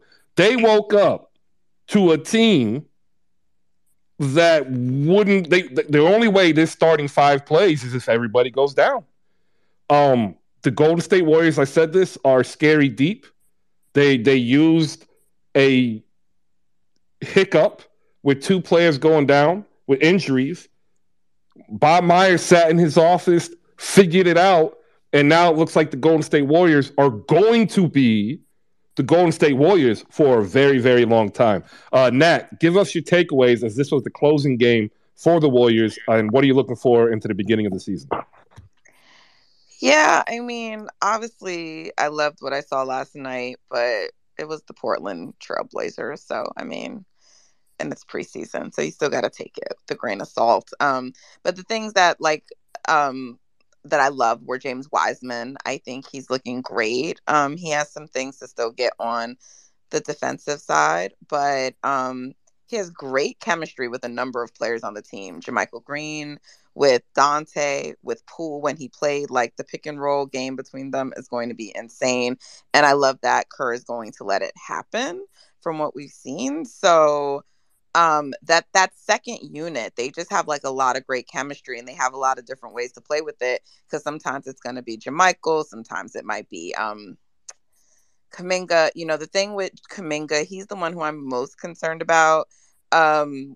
His role right now on the team and what it should be is somewhat complicated with the return of James Wiseman. They kind of operate in the same space. And so I think, like, the best ways to utilize Kuminga conflict with Wise. So, look, I never think it's a problem to have an abundance of riches, but Kuminga is someone I think they have to figure out how to utilize him. We know he's someone who, I just always say with his personality, he's someone who, like, opted to go to the G League and not, go to college. And he just, like, he thinks he's, like, ready now, and the guys, so I think they got to find a way to give him, like, a real role in the team. but I loved what I saw.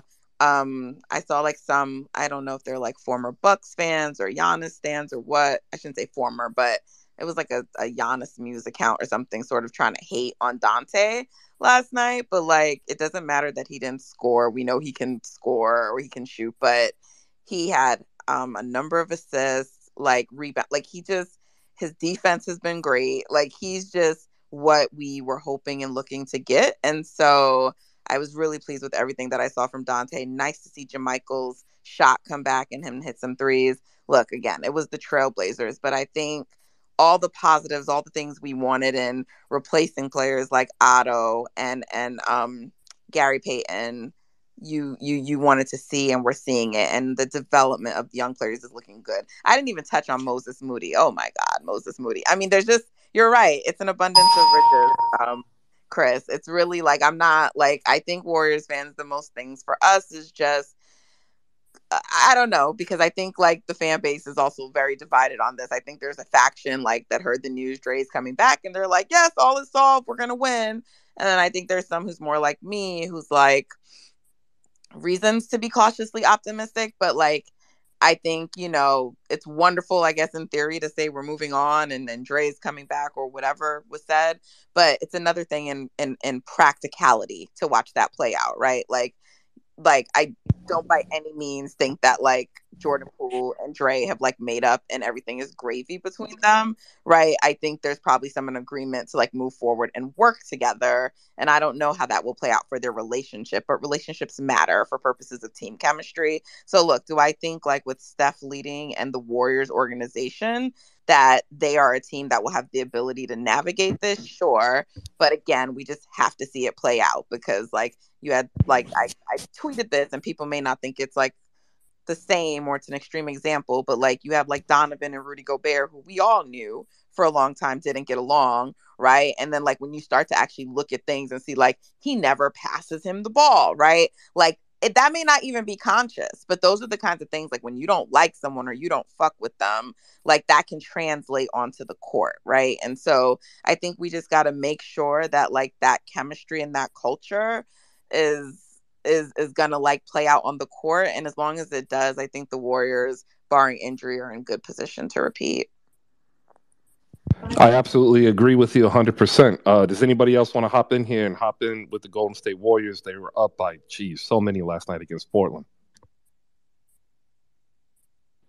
Yeah, I was going to say, how did the rich keep getting richer, right? Like, go through the youth on that team and the list, like Jordan Poole is 23, Wiseman is 21, Kuminga's 20, Moody is 20, Patrick Baldwin is 19, Ryan Rollins is 20. Like, this is not fair, but that just shows you that that team knows how to build through the draft, right? Like they just never really missed, to be honest. It's just not fair. And Nat, you don't get to be, cautious and optimistically cautious or whatever. That's for example, for me or Sean, like a Knicks fan, like us Knicks fans. Like, I do. We get to be, cautious because we don't know what's going to happen. You guys are like, come on, look, that list I just gave you, like you guys are almost set for like a couple more years, like even more. Like that's just not fair. Yeah, but the thing is, like, I just think people are really still downplaying the gravity of the situation and just like human nature. Like we're humans. And like I can say I'm fine with something, but things can be like underlying, right? And lingering. And then you just have like something play out on the court or something happen and then there's an explosion, right? So that's what I mean. Like it's great in theory to say, all right, we're moving on and moving forward. But then there's like the actual practice of that playing out. So that's what I'm saying. Like whether people want to acknowledge it or not, we do still need Draymond, but we also need Jordan Poole. Like that's why what happened was so devastating, because they're two core guys. Like it's messed up when anything like that happens, but you have that happening between two key players who are needed for the team to thrive. And so there's that. But I also just want to say that, like, while we're going to give kudos to the Warriors for drafting and building, and I agree with that, no, they have definitely missed before in the past. They changed their staff to focus on development and like people who could actually draft and develop. So kudos to them for realizing that they were not doing the best job in the world and for like getting in the right people. And I do think they are like doing a really good job since those changes have been made. But it's more so kudos for me because you guys have had more hits than misses, especially recently. I'm speaking more so recently, you know. Right. Like, and of course, like you're absolutely right with that. Both Poole and Draymond are human, and you never know what can set something off. To me personally, I think if there had been no video of it leaked out, the situation would have just blown away. To be honest, like yeah, it would have taken time. Like definitely, it's going to take time for Poole and Draymond to, I guess, make up or be some sort of cool, or who knows, maybe it might never happen. But I think the video being out, you know, just adds a lot more to the situation. Like Chris always says, if there was no video, nobody would be talking about it, right? This would be forgotten like in a couple weeks or so by everybody else outside of, you know, Draymond and Poole, because that happened between them. But because there's a video out, there's always going to be that constant reminder out no matter what happens, no matter how many time passes. That's still going to be in the back of their heads because somebody's always going to bring up, oh, there's the video and that happened. And you know what I mean? Yeah, the only reason I disagree with that is because I agree that the video exacerbated the situation. I don't agree that it wouldn't have been a thing. This is the Golden State Warriors. They are the preeminent team in the league. Whether you consider Stephen Curry the face or one of the faces of the league, he is. He's one of the biggest stars, one of the biggest money makers. Like, since the Warriors dynasty has begun, you had like reporters moving, leaving where they are to cover the team. Like, it's the Warriors. It was going to be covered. It was going to be asked about. Anytime anything happened on the sideline with Draymond yelling at someone, or if the team goes through a losing spell, it was going to be, well, you know, they had that incident. It was always going to be a thing. The video definitely exacerbated it. But that's what happens when you are like one of the rock star teams in the league. So I don't think it would, like, I think for certain teams it would go away, right? But I think if you're the Lakers, if you're the Warriors, if you're certain teams around the leagues, like, people are going to always bring back up the stuff that happens. Let me get Danny D and Micah in here. Just want to let everybody know we are waiting for Chris Splash. He'll be up here as soon as he can. He's got some work that popped up about 15 minutes ago. So get ready with your Brooklyn Nets questions so you can pop up or put them in the chat box down below. Want to give some shout outs to some people who are pretty cool that you should follow as well in their own right, content creators.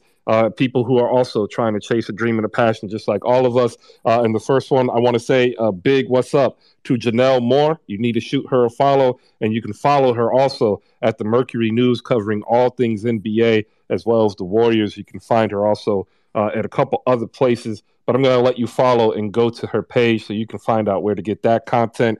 Evan Townsend of Project Spurs is in the building. He just did his first full year as an NBA draft analysis last season. This is season 2, so plug in and get ready. I also want to shout out everybody who is a space nerd like myself. I'm going to take the time now as we wait to tell you about the DART program, the double asteroid reentry test. It worked. We moved a satellite of an asteroid. So think of a little asteroid that orbits around a larger asteroid. We used a satellite with pinpoint accuracy to shift its orbit and reduce the time it orbits by 32 minutes.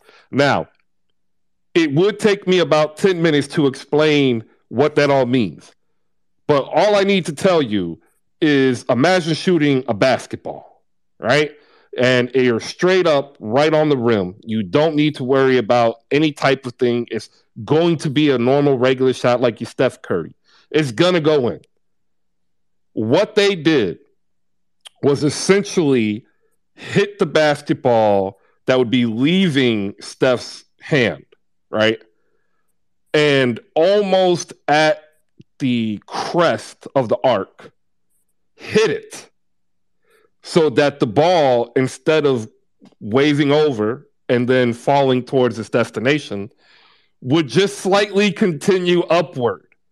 Thus, when finally cresting, change its arc and direction, thus missing the basket being Earth. There you go. That's what happened. Like, that is insane.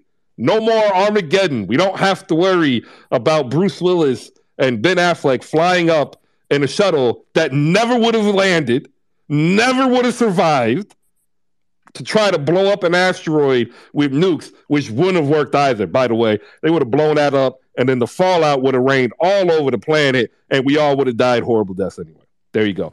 Danny D up here as a Golden State Warriors fan. We also got Micah, Malika Walker, Bonkai, Chris for Sports, and all that, waiting for our pre-mid guest. Danny D, good morning. How you doing? I'm well. Good morning, everyone. I knew Chris was going to bring up that asteroid. How could I not, Danny? I know. If I had a bingo card, that would have been my first bingo right there. I had some caramel flavored coffee this morning that my husband brought from Starbucks. He brought me a hash brown and a waffle. Well, at least he's doing right by you. No need to get that loose sloppy bread. No pancakes. Last night was a good thing. I enjoyed what I saw, the bench. The other green brother. I know they're not brothers, but that was a great pickup. Dante's a great pickup. I don't know what they're gonna do with their bench. I mean, so much stuff to choose, so much candy corn to eat. I don't know what they're gonna choose. It looks good for us. I'm fine with how they resolve the situation, because that's between Poole and Draymond. They have to work it out like adults, and you can't run away from it. A suspension ain't gonna fix it. So fine them. You forgive, but you don't forget. And when I say forgive people, that doesn't mean, oh my God, just all wash. We could still work together and move on. This is a job. This is a business. This is people's livelihood. You got to do what you got to do. It is what it is. He due for a big bag. I mean, Jordan Poole hasn't said anything, and I'm not going to say anybody's speculation. Jordan will say something if he wants to. He has a right not to. So stop buying into the speculation. Stop wishing for our downfall. Just enjoy good quality basketball, because you're not going to get that in LA. And I'm not talking about the Clippers. Okay, I'm going to pull it out there. Okay, Laker Nation celebrating a preseason game. Give me a break. Anyway, I got nothing else. I just want to say, rest in peace to the great Angela Lansbury. I watched many of Murder, She Wrote as a child, as a teen. If you are a certain age and you aren't saying anything, you lying. Because if you had a grandmother, you watched Murder, She Wrote. And you know what? I realize I'm getting older, because everyone that I watched as a child, as an adult, they're leaving, and you're like, damn, now I'm getting older. I mean, now you really realize that you're getting older, because there are people in this space who be like, what? Murder, She Wrote? Angela Lansbury? If I say The Teapot and Beauty and the Beast, y'all be like, oh, yeah, her. Such an overrated movie. Such an overrated movie. But no, I love that movie. I really do. But anyway, it is either here or there. That's all I got to say.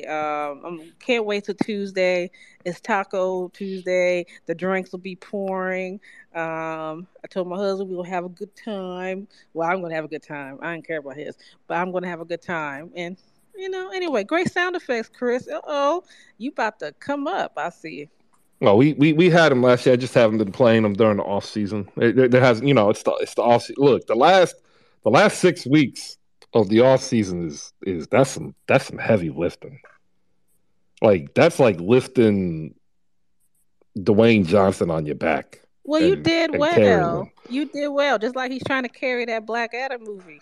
Nobody cares about that. I ain't bought no tickets for that, but I got my tickets for Black Panther. Okay. You know the hilarious part? This is a question. For all of you people who are rock fans, like, y'all do realize y'all literally have been going to the movies for 20 years to watch the same man be the same man no matter what the role is? Like, do y'all get tired of that? I'm just asking. Wait a minute. Except for 2 movies. The other guys. No, 3 actually. What's that? Was it the one with Wahlberg, where he was the gay guy, and the movie about his son getting caught up in some drug cartel. He was good in that. That was a remake. That was a remake. The one where he was the football player with the daughter he found out. I love that movie. That was a cute movie. Okay. All right. I'll give you that. But even then, that's just the cute side of The Rock, right? But it's still the same dude. Like, I can't. Like, it's going to be the same guy who was in the Fast and Furious movies, except with like a skin-tight black suit. Now, you are right. The other guys was good. Aim for the bushes. And I'm like, ain't no bushes in New York. That was hilarious. The other guys was hilarious.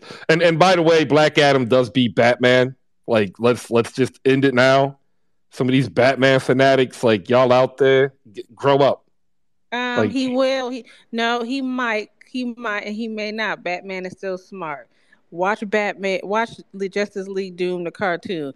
Batman knew to get a bullet fragment of kryptonite. That's how you kill Superman. Other than the other thing, but anyway, there you go.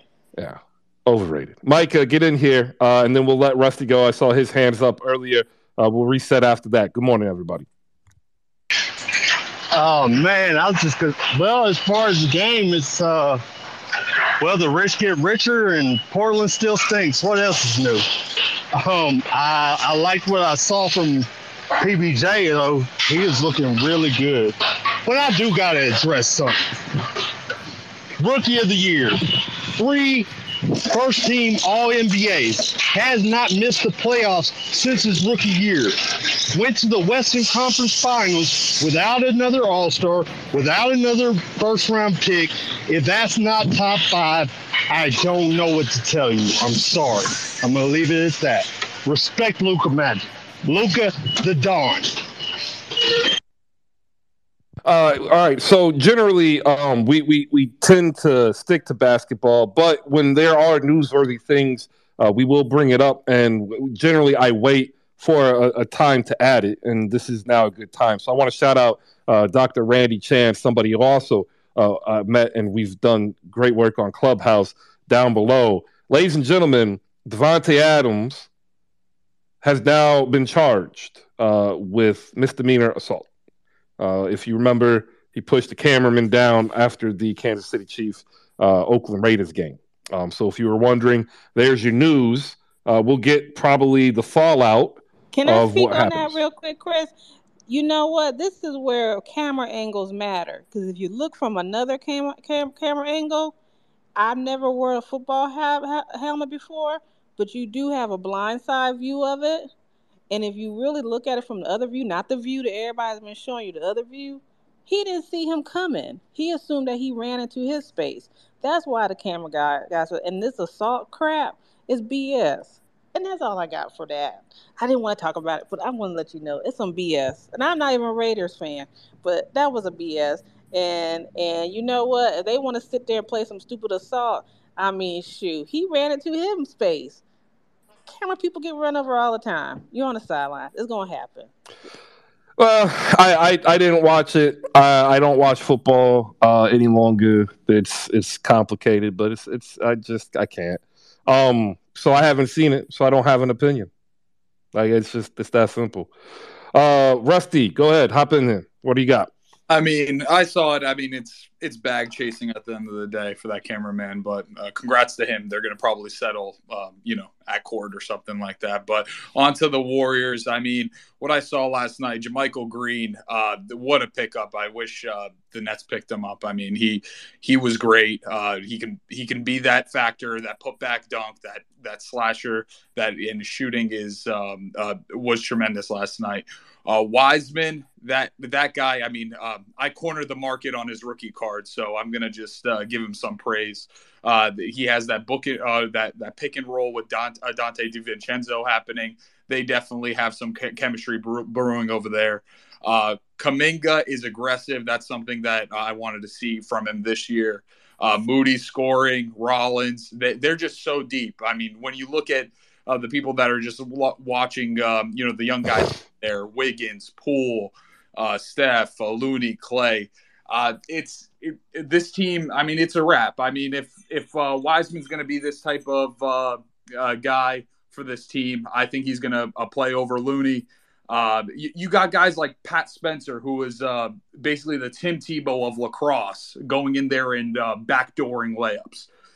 It just shows what Steve Kerr and the management's doing over there, I mean, it's a wrap at the end of the day. That's all I wanted to say. Man, give you a point for the lacrosse drop because he's not lying. Pat Spence is that's good, Rusty. He's I like the GOAT. that. He's the GOAT of lacrosse. I mean, he's good. I'm not even a lacrosse guy, and the Lacrosse Professional League was pissed when he signed for the Warriors for this as a 10-day. Yeah, So, no, I mean, I grew up in the DMV. It's the third major sport out there, so you can't escape it. And I kind of still follow it when I look at the sports, on the stories online. And like when he was signed, I was like, get out of here. Like, I mean, I didn't think he was going to make the NBA roster, but I mean, I could see him in Santa Cruz for sure. I mean, his IQ's there, his spacing. I mean, he's undersized. I mean, he looks like he's going to be at least a G League player for them and, hold the towel for Steph during the games maybe. But, I mean, his spacing, his IQ, he looks good out there. I mean, and that's just off of everything that the Warriors been building. They give players confidence. Obviously, the whole Poole Green thing. I still think they'll win without Draymond because just the way the team's built. Poole. The one thing I was actually another point I wanted to mention. I was listening to Patrick Beverley talking about that situation, and the tough part's going to be Poole. And just being chirped constantly throughout the year, just from the fans. And he was saying, as a man for himself, it's tough to go back and everyone's seeing that video and just clocking into work every day, knowing that guy punched you in the face. So something's going to have to, give on that. Either Draymond's going to leave maybe this season or, maybe even Poole. He definitely... one of them needs to separate because that whole, and I think it just brews back to Michigan State, Michigan. So that's it for me. All right, appreciate it. The one thing, Jordan Poole isn't going anywhere, just so we're clear. Okay. Yeah, I don't. He's about think so to be either. extended. That news is coming any day now. Yeah, the one thing that I add is like one thing that I used to really dislike this. And the University of Miami was a real big proponent of why I dislike this. And it's the militarization or the military mentality within sports, right? Specifically male-dominated sports, football, baseball, basketball. And this idea of the it's us against them, we're soldiers, we're going to go to war for our guys. But like the main issue that I had with it is it's a form of compartmentalization that's negative. And you can compartmentalize and still be neutral or positive in your compartmentalization. But generally speaking, competitive sports brings about negative compartmentalization because it is competition. And that's why every reference to a team gelling together is they have to hunker down, be a family. They need to come together and fight off the hordes of the internet trolls. And it really doesn't have to be that way. Like what Nat is saying is very true. Like there are ramifications that we just won't know about because these are two individual people with their own personal relationship of which we will never know. Like that's the plain, honest truth. And because we don't, we tend to try to lead ourselves to add subjectivity to it. And in reality, it's over. Draymond did it. He admitted it. He's going to get his penance. He's trying to do self-penance right now. And then the fallout has just been disastrous. It's been disastrous for everybody. There's no good that comes out of it. And yet I guarantee you there will be people who will still hold on to this negative compartmentalization. And negative compartmentalization is not a masculinity thing. It happens in women's sports. It's just predominant in men's sports because men's sports holds a heavy weight of toxic masculinity. Like to deny that existence is honestly denying everything you're watching, right? So we have to understand we don't need to reply if I was there because we weren't. What we could apply is when I was in a similar situation, here's what I did. But then we should add on, here's what I learned from it. Here's what made me better. Here's why I would do something different, right? Because in reality, when we look back at the situation, nothing was done right. All of it was negative. And then the fallout is negative. Like, imagine if instead of it being negative, we actually just listened to Draymond be apologetic, gave them their time, and instead of weighing in the last 72 hours, just lived our regular life. I guarantee you we wake up today in a completely different frame of mind with what's happening in Golden State. Because I don't think Draymond needs to be traded. Is he gone at the end of the season? I thought he was gone anyway. Like, I already did. The moment they signed Clay, in my mind, they chose. Because they knew they were going to have to re-sign Poole. They knew that of all these young players they're picking up, they're going to have to sign two of them. And that means somebody had to go. Now, I know there's a whole bunch of people who say, well, it depends on what the owners want to do. If they want to go that high in the luxury tax, the Golden State Warriors are so good that the majority of owners are willing to ostracize them and increase the luxury tax to make them not good. Draymond was gone in my mind, but I digress. That's my only take on it. Like, to me, let's wait for them to be together on the court and practice, for them to be together on the game, on the court and the game, and then let's give them time. And then when they come out to us in the media, then we listen, and then we can say, man, that's the way you should handle it, because comparative to what happened in Brooklyn, compared to what happened in Boston, compared to what happened in Brooklyn last year, Houston, Oklahoma City, Los Angeles, Philly, like, they're fine. All these other teams have had multiple hiccups, multiple years, and we ain't give them 10% of the energy we've given Golden State. There you go. I'm done. Nat, what are your thoughts? We'll close out with of the Golden State subject with you. Yeah, I just want to always make clear that, like, the result doesn't, like, don't make assumptions based on the result. I'm just kind of like reiterating what Chris said. Like, I literally just wrapped up at work last week. I hated my manager. Like, she's an utter bitch, okay? But we did client calls and handovers. She can't stand me either, by the way. And when we were on the call with those clients doing the handovers, they were like, oh my God, you're losing a good one. Natalie's so great. And she's like, oh yes, we're going to miss Natalie. And I'm like, oh, you're going to be in such great hands with her. And we just said all the bullshit, okay?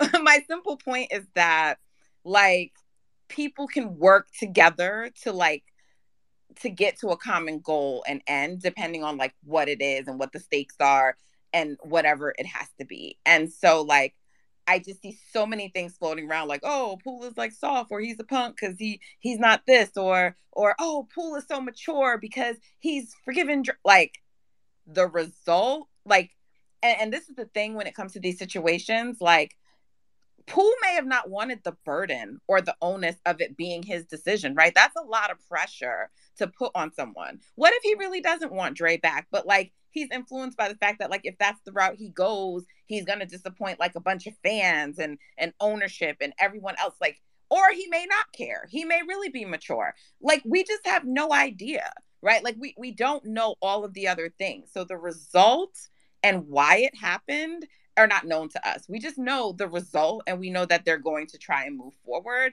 and that's it. We can't make, like, any other assumptions. So, like, I'm going to obviously support my squad, and I hope for the best. And I know that there's just, like, a lot of high quality and character guys around there.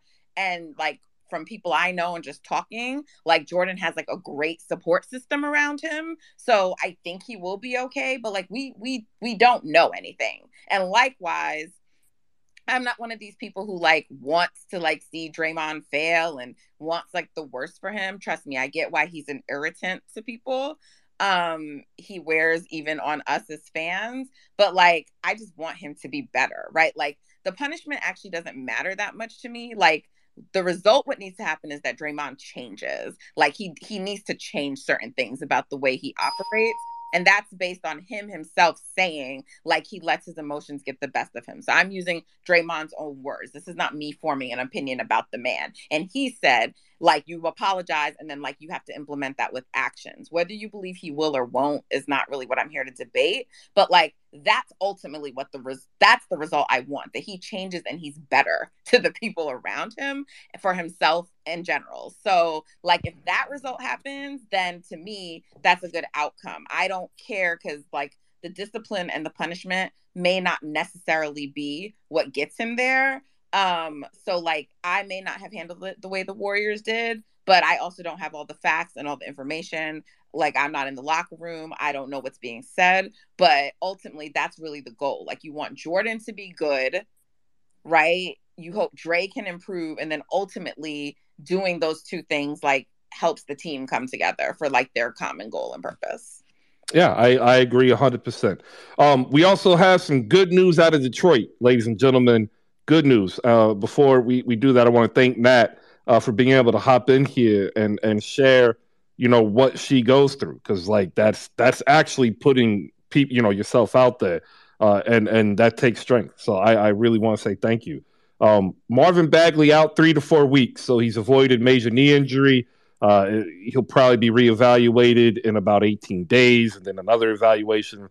But hey, shout out to him, because the way he went down, I thought it could be anywhere between 3 months and a whole year. It looked bad. JF, we're past Golden State and Draymond, so we're done with the Draymond slander. Non-Golden State take, yes or no? Yes. Right, I wanted to clarify what you were saying about what you're disliking about the old school, how UN did their whatever they did. Are you talking about the Jimmy Johnson era? And can you clarify exactly what you were trying to pinpoint and what you didn't like? In regard, and say that one more time. In regards to the University of Miami. Oh, it was Kellen Winslow II coming off the plane wearing the fatigues and then going on as if he was going to war. So the history behind that, Chris, if you understand it, like the UM wearing fatigues has always been a part of UM. Ever since, like, the Sugar Bowl back in the days when they won championships back in '85. So no, I know, I know, and I'm that's why I've never said don't do it. But what I'm saying is the people who live the military life, like, that's my life. Got you. That's my culture. Like, I grew up green. I didn't grow up black or white. Like, I grew up pure green. Danny understands what I'm talking about. I lived a life where everybody wore fatigues. Like, I lived a life where my father went to war. My grandfather went to war. Both grandfathers went to war. I lived a life where my mom and dad, during the Cold War, lived in Western Germany on the line. Like, so for me, it was offensive, because it's taking my culture. But then as an adult, what I realized also is that it took all of the aggressive nature of military culture, placed it within the competitive nature of high athletics. And then that created a maelstrom of toxic masculinity. And like, I speak as someone who grew up living military, was adult military, responsible for both men and women, and have had to deal with that. So, like, that's where I'm gearing towards. It wasn't really a knock on them doing it. I want everybody to be able to express themselves, and I actually totally understand what they're wanting to do. To me, it just was bad for the sport in its entirety.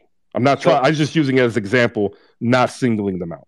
So here's the thing I actually understand about it, Chris. Like, my brother's in the Navy as well, so I do understand the whole fatigues and not wearing a uniform if you're not military personnel. I forgot what it's called, but it's something like, I forgot what it, false valor or something. But I understand all that. But when you look at it, the military is a culture, all right? And if you look at all cultures, people are going to imitate some way, somehow. They're going to take the positives from your culture. And I think if you look at it, I think basketball and football are two different sports. If you look at it, basketball shouldn't be this physical. understand football is made to be physical. So taking on the military mindset is a little bit, I guess you can say, comparable in that sense. And to be honest with you, a lot of successful coaches do take on the military aspect and how they run things, and they're very successful from, the Bill Belichick's to Sean Payton's to Nick Saban's. Like, all of them take on that aspect of it, and they're very successful with it. I don't think, and I do understand where you're coming from, but I don't think it's anything of like a false valor or something. I think it's just, they're Well, no, taking. I'm not saying it's false valor. I'm saying that it highlights and takes what I view as negative, what is positive for a specific need in military, taken out becomes a negative non-need in non-military instances, right? Understood. Yeah, and then what ended up happening is every year it gets worse because every year the boundary continues to get pushed, and then at some point we have Kellen Winslow and like even some of the old Miami Cats was like chill coming out yelling it's war, and like that's what I mean. But in understanding the assimilation of the culture, I'm accepting of that is what actually America is. Like, Understood. So that's all. You have those individuals like Kevin Winslow, who's basically our version of Aaron Hernandez. You get what I'm saying? Like, to go out that extreme and do something and say something like that. With the whole toxic masculinity, it's a very, very dingy spot because at the end of the day, you would want some type of resolution after a situation like this happened, but it's like nobody really has the answers besides Jordan Poole and Draymond. So I'm just going to leave it at that, Chris. Boom. There you go. Good way to close it. All right. I want to thank everybody down below. Unfortunately, he had to go to work. I got a couple of messages. He had to go to work. He went in to something else. We can pop him in if he got a couple of minutes. I'm just going to reach out. And if not, we'll reset. We got about another 30 minutes. I'm going to go ahead and ask you guys one simple question real quick before we move on here. What is your favorite Italian dish? Okay. And I'm asking for a specific reason because I got into an argument yesterday and I had to put it out here on Twitter. Spaghetti and meatballs is overrated. Okay. I'm going to tell you why, but I want you to think about that. Danny's already dumbing me down. So we'll go to Danny. Danny, give me like 2-3 minutes of why I'm wrong. It's a easy fix. It's something that you can make for your family. It lasts for days. I have great memories of my grandma making her spaghetti and how it would last, for a day, a couple of days. It was a great family meal, easy to cook.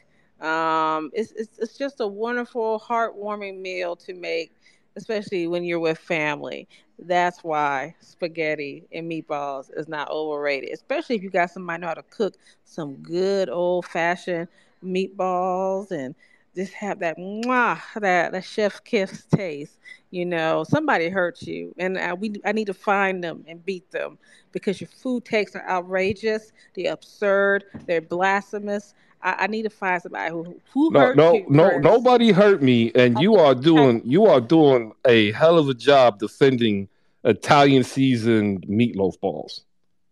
Again, you don't have to use Italian seasoning. You can use your own special grandma juice meatball taste. Okay? That is extremely scary the way you just said that. My grandma was a cook. Okay, she worked for the white folks in the kitchen before she went to work in Chrysler plant in Detroit. So look, my grandma knew how to make something out of nothing.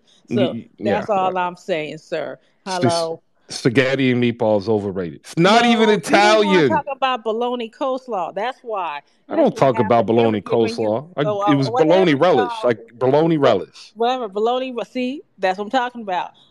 That's why you're so angry, because you didn't have some of that good old cooking that stick to your guts. Trust me, bologna relish sticks to your guts. It just sticks to your guts in the wrong way. JF and Micah, what you got? Yeah, Chris. Spaghetti and meatballs overrated. Ain't nothing but a poor man version of ramen noodles. And we gotta stop giving Italian food like their praise. There's so many other cultures in the world that have so much great food Like, stop falling for the tomato sauce. It's just tomato sauce. Appreciate it, Chris. Like, okay, so Arborita sauce, absolutely phenomenal. Like, sign me up. I'm here for it. That ain't here in this country, y'all. Like, we do, for whatever reason, shells and shells and shells of ragu. Like, one step above Chef Boyardee. And I know there are people in this room right now listening who are now upset that I'm saying ragu is nasty. It is. Like, be an adult. Get off of the stuff you had when you were 5 years old. Micah, what you got?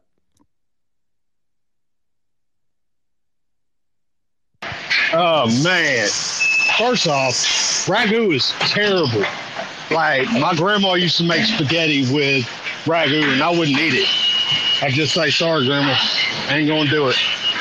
And, yes, it is extremely overrated. The only thing you need to know to tell you that it's overrated, if you go to an Italian restaurant, are you ordering spaghetti and meatballs? If you say you are, you're lying. And as far as home-cooked spaghetti, no, not just some dry meatballs and some noodles.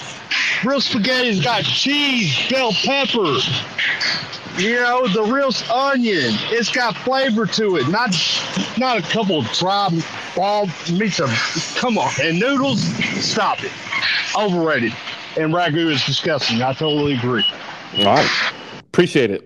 Rusty, hop in here, and then we got Sean with the W. I just talked to Chris Splash, Christian Winfield. We might reschedule either later today or maybe on another day. He had something pop up. Rusty, go ahead. All right.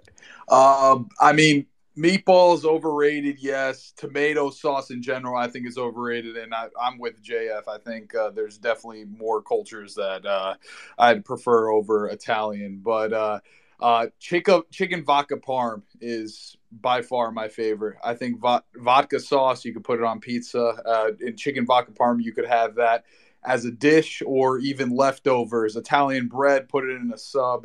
That's already making me hungry. So that's it for me on Italian. Man, you hit chicken parm, and that is probably the one dish that I find worse than spaghetti with meatballs. Oh, come on. You haven't tried gnocchi? I'm in North Jersey. The chicken so disappointing. So disappointing. You're getting. Yeah, you know what? It's okay.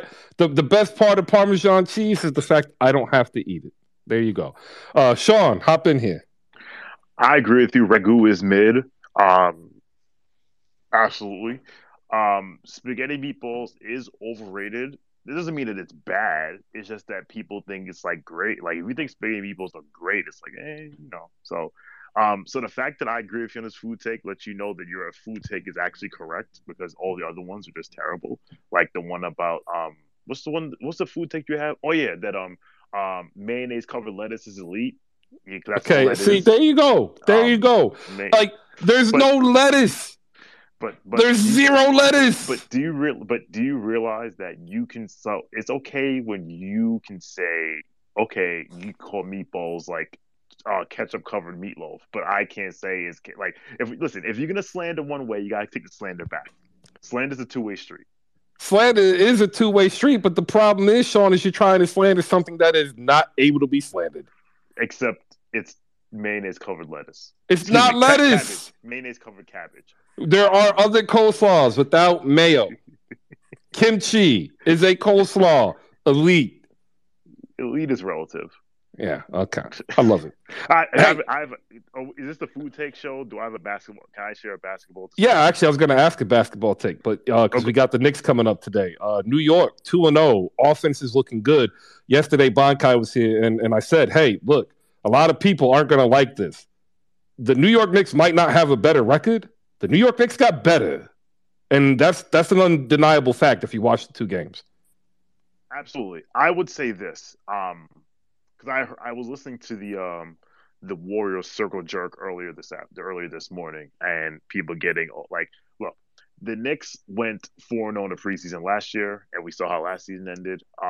The Detroit Pistons, who's everyone's darling to sneak into the play-in, are 0-3 in the preseason. They got clapped by us by like 26 points, it was like, yeah, they got clapped by us. So please, everyone, take preseason with a grain of salt. Preseason is one step above summer league.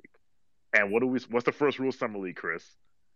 And the first rule of summer league is make sure you know where you put your money when you go to the casino. That is the first rule. Okay. The first basketball rule of summer league is do not overreact to summer league, and the second rule of summer league is do not overreact to summer league. Do not overreact to preseason, people. Please don't. Enjoy the basketball. Look for things that you think are sustainable. Like, there are things that we were doing yesterday that we were able to pull off against certain lineups. I don't know if we'll be able to pull off, right? But I do think that the Knicks will have a better record, because here's what I don't understand. The Knicks signed the point guard of the Western Conference finalists who replaced a dude who almost finished with a better shooting percentage from 3 than from 2. Yet I'm supposed to believe that the New York Knicks are merely just treading water. That, like, the math ain't mathin'. It don't make any sense to me. Yeah, I like what I see. Jalen Brunson has the offense playing like an actual professional offense, whereas watching Julius Randle dribble the ball up the court, you were just wondering what the hell's going to happen. My take is, I've said this on KFS Study Hall, and for those who don't know, I'm a member of the Knicks Film School, so you should pull up anytime. Julius or Obi will be gone by the All-Star break. No, by the trade deadline, because this situation is untenable. I was in the building Friday night, and clear that, one, obviously we prefer Obi to Julius, but the other thing is that, like, Obi is going to force his way into, like, Obi is going to force their hand. Like, you just can't play me 12 minutes a game anymore. There are things that he's doing now that he wasn't doing last year.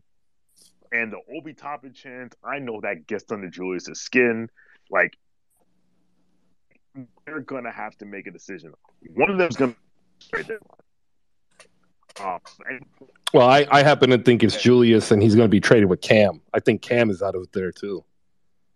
Well, I think it could be a little different, though. Like, suppose the season is not a wash by the All-Star break, right? And we're in, like, some type of, like, playoff hunt or something. Are they going to trade him? Who knows? But if the season is a wash by then, I definitely they're going to trade him. But if it's not, then it makes it trickier. Let me get Malika Walker up in here, and then we're joined on stage also by Nick, and we'll get his thoughts. Sean had a little bit of a connection issue. We'll try to get him back so he can sound clear. Malika, go ahead. Oh, were we still talking about the Knicks? Well, I was trying to, but like I'm talking about Ben Simmons. I think it's interesting that you have your own team to worry about. Now you got to start it. Me, but since you brought in Ben Simmons, I can go on and talk about the Nets. We play the Bucks tonight, and I'm a little. We're not where we should. We have to work on our chemistry and our gelling with Ben Simmons. He has to get more aggressive. Our injury report is a concern. Like, our medical staff, I'm not a professional medical person, but in some net circles, some people are saying, we may need to make some changes there. Joe Harris, is be out. I don't know. He may miss some time. TJ Warren, that's, he had an injury. He's not going to be ready maybe to November. Seth Curry's going to miss some time at the beginning of the season. There you are with, our shooters, and then you have Patty Mills. I don't know what's going on with Patty and why he just seems to be off, or do we have too many, or our expectations too high of Patty Mills? So we'll see what we have on the court. I love my team, but it's not all roses. We have, I want to see some improvement from the last game, and let's see where we are. I love my team, but we got some work to do, and we still have the same coaching staff. So, we didn't improve there either, but let's go Nets. It would not surprise me if the Nets won 60. All right, Sean is back now. You sound a lot clearer now, Sean. Go ahead and finish up, and then I'll get JF Caked in here, and then I'll give the schedule tonight, and we'll talk with Nick. Okay. One, it would not surprise me the Nets were the 1 seed. Because I think that those three, their quote unquote big three, will run roughshod over Utah, Sacramento, New Orleans, not New Orleans, OKC, the bad teams. Like they'll just crush them, right? In response to Bankai's point about Julius, I will say where I agree with you is that every time the front office has had an opportunity to trade Julius Randle, they haven't, because either his value's too low, it doesn't make any sense, or his value's sky high, why would we get rid of him? But again, they at the same time, if they're doing well, and it's clear that Obi deserves, it's clear that they're a better team on the floor of Obi Toppin and Julius Randle, then a decision is going to have to be made. So all Julius has to do is just not beat Julius from last year, and he will be moved. And I've heard, and listen, as a father, I feel for people. I have more understanding for players who get traded with families, because like you're here, you have your family, and then you're just shipped to wherever. But I hear Phoenix is very nice this type of year, and I can see Phoenix trading for him in an effort to save themselves from being the 9th seed, because that's where they're going to finish this year. Way to add in some more Phoenix hate. You are down on Phoenix, man. So you see him as a playing team, basically. Yes. The Phoenix fans they gotta find their way to your mentions this year. They are crazy. I welcome it. Absolutely. I don't know, man. They can't be worse than the Trailblazers. They can't be. What do you mean? I've got zero problem with the Trailblazers. Oh, the Trailblazers lit us up last year.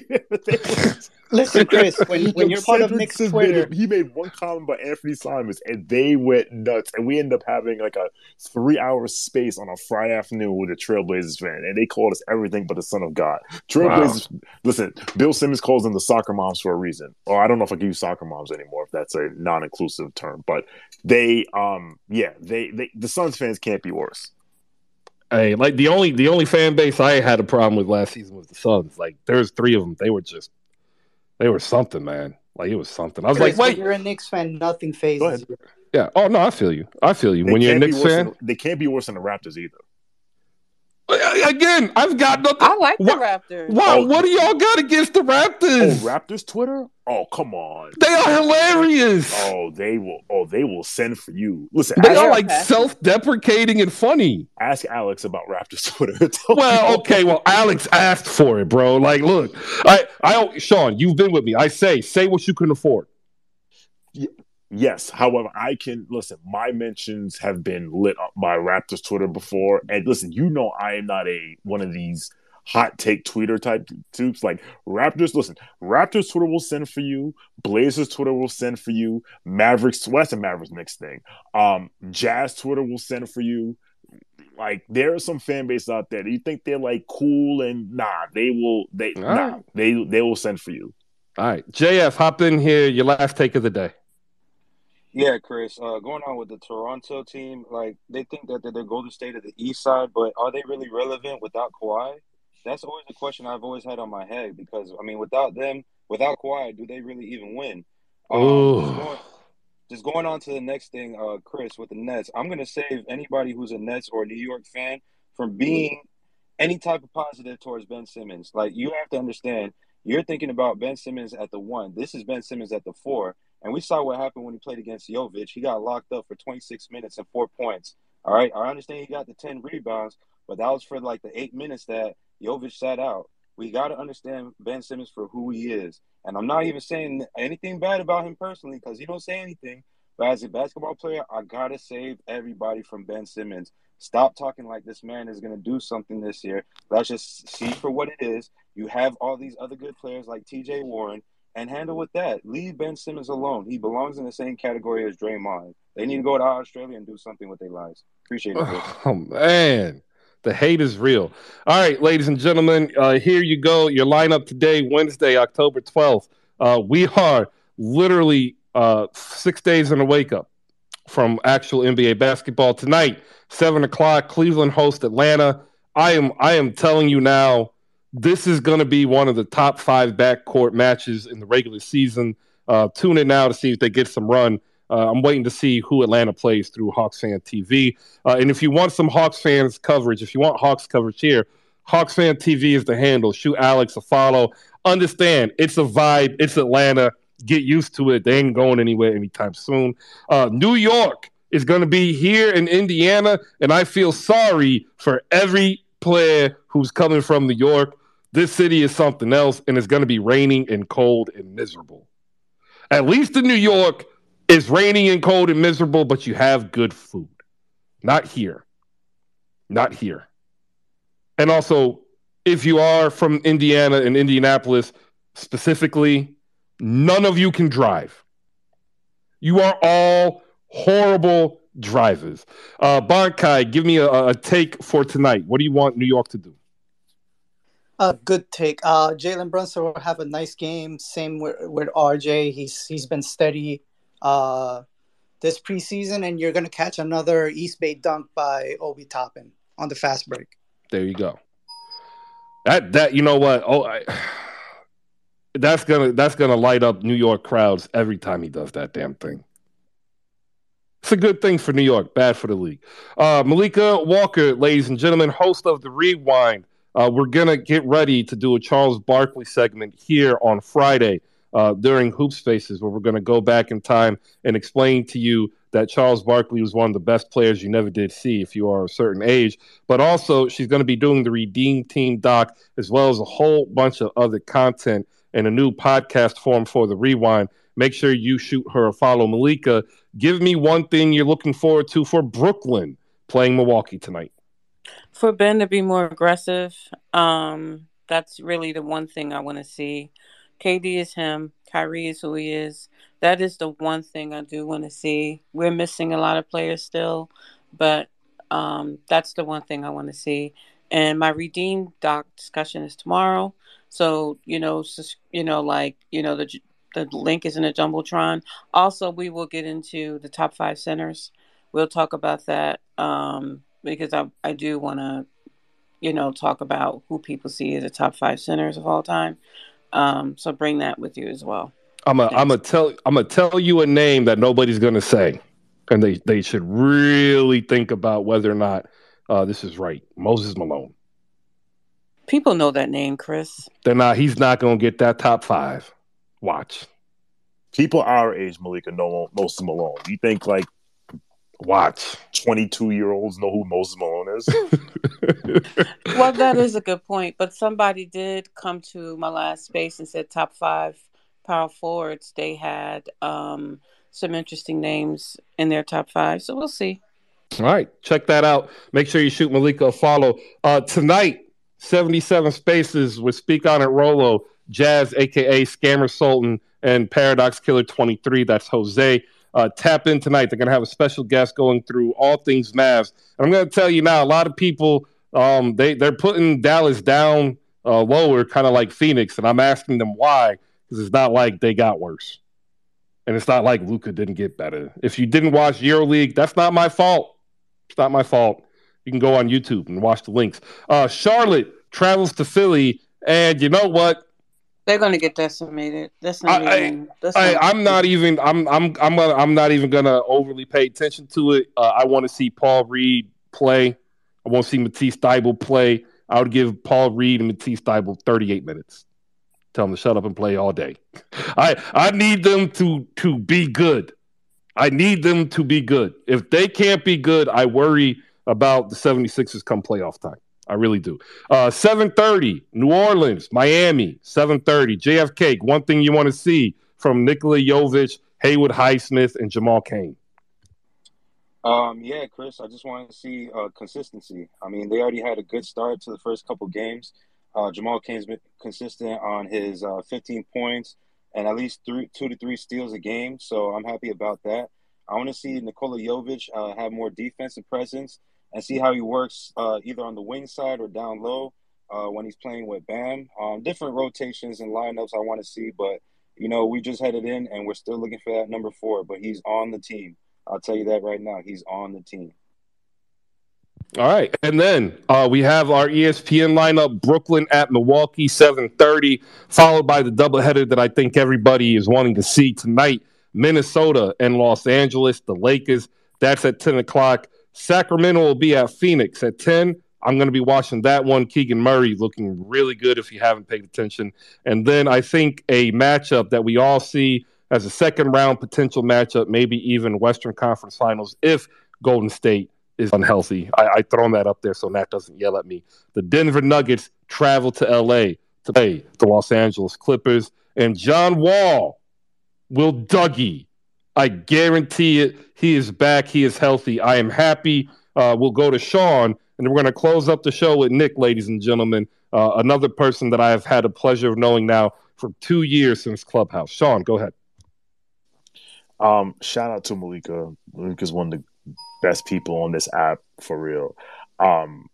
I just laugh every time I hear someone say Ben Simmons needs to be aggressive. Like, I knew you were going to say something. I knew something was coming. You and Jam Cake better leave me alone. Bro, but it's not just you. Well, the thing is, Kevin said it first. It was like, Kevin, like, as we say, like, when someone shows you who they are, believe them. Before him.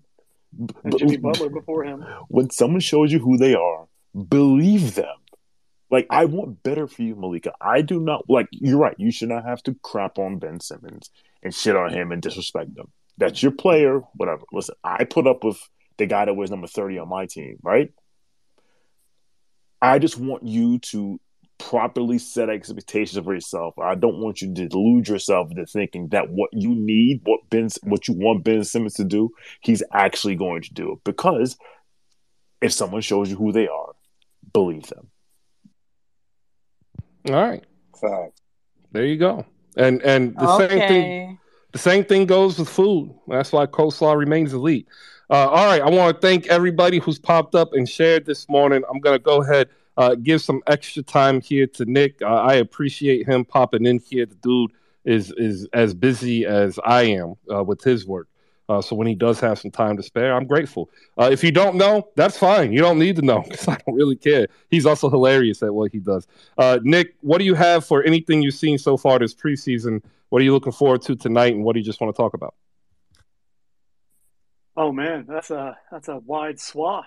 I know, right? I'm excited. Like, listen, I'm excited about each one of the matchups tonight. So I'm not going to go through and say one thing that I think is fun about each of them. I will say that Nuggets Clippers, I think, is going to be a really fun matchup all season. I think it's going to be one of those those two West Coast teams that kind of like the Clippers are one of the favorites to come out of the West. But I just think it's going to be a fun battle of styles, and it's going to be like, you know, an inside out versus outside in offense. And I just think there's going to be a lot of balance there. I think it's going to be fun to see kind of John Wall versus hopefully a healthy Jamal. I just think there's a lot there to mess with that's going to be good. Talking about rabid fan bases, there was a day that I was out from the show, and we talked about the Kings roster situation. And, you know, listen, when you're talking about things on an app like this or on a live recorded podcast, whatever, like, sometimes you're going to get some things wrong. You're going to not be able to recall whose contract is what. And let me tell you, the Kings fan, he was mad. Like, which he was upset. Yeah, they was in our mentions, not that. He was in our mentions for weeks. And then I found a Reddit thread about it. It was just the same guy posting over. Like, he was mad. Let me ask you, does the name rhyme with mall and start with a P? No. Okay. No. He had a weird handle, but he called in and left mean voicemails. I was like, I'm not gonna put this on the show, but it's funny. Anyway, that fan was mad. And then beyond that, since you're talking about centers, and it just came up, greatest of all time, and you made the case for Moses, who I think Moses very reasonably. I mean, listen, Shaq and Kareem and Wilt and probably Dream, right? I personally, when people talk about centers, they say Bill Russell.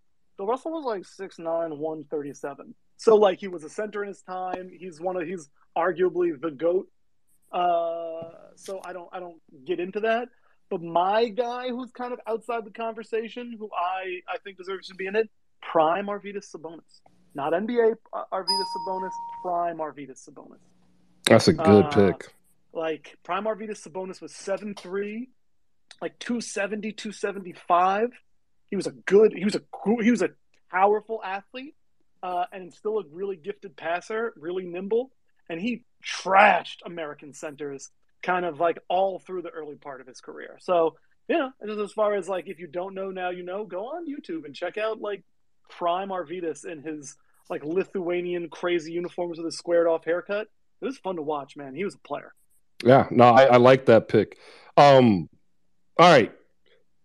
Just a random thought here, right? A lot of people are wondering why preseason has been shortened and the league has started earlier. I made a comment yesterday that I just think it really just comes down to scheduling between networks, right? We're getting ready to get a new TV deal. What should we as fans have a better understanding of? As far as the TV deal? Yeah, what should we know? Because like a lot of people are going to start talking. They're going to throw out numbers. They're going to throw out some random ideas that are not based in fact. Like, what should we know from your point of view? Like, you understand the business. I mean, there's a lot of nerdy stuff that goes into like regional sports networks and all that kind of thing, which will like largely always exist, except there are a couple of teams where you don't have a regional sports network and you can't currently watch it locally, and that's a shame. But one of the things that I would keep in mind as it goes, and everybody knows that like streamers are trying to get into it. I'm not giving away any insider information. I'm not trying to get fired. But I would just say the large corporations with infinite cash are all trying to figure out how to create appointment viewing. And there is very little appointment viewing in the world like sports. The game has a start time and it ends, and people are watching it live. And if you didn't watch it, like, listen, some of us will go back and rewatch games. I do a ton. But the vast majority of sports fans watch the game when it's live. And if they don't see that it's on via social media, whatever, like, they're not going to go back and look for it. And companies know that. And so one of the things that they're all trying to figure out is, how do we get people to sign up? How do we tap into a sign base? And sports fans are a huge like user base that you can bank. Like, if you have X amount of NBA games, people are going to want to get them. NFL, obviously, like, is a larger American fan base, but the next biggest one is basketball. It's also younger and more diverse. And so the thing that people are trying to figure out right now, and the nut they're trying to crack, is just like, and this is not just the companies, this is the NBA also, will people go to streaming networks to watch a game? Will they go to Apple Plus? Will they go to Amazon? Will they go to Hulu Plus Plus Plus? Will they go to ESPN Plus? Will they go to whatever? And the big answer so far from Thursday Night Football is yes, they will.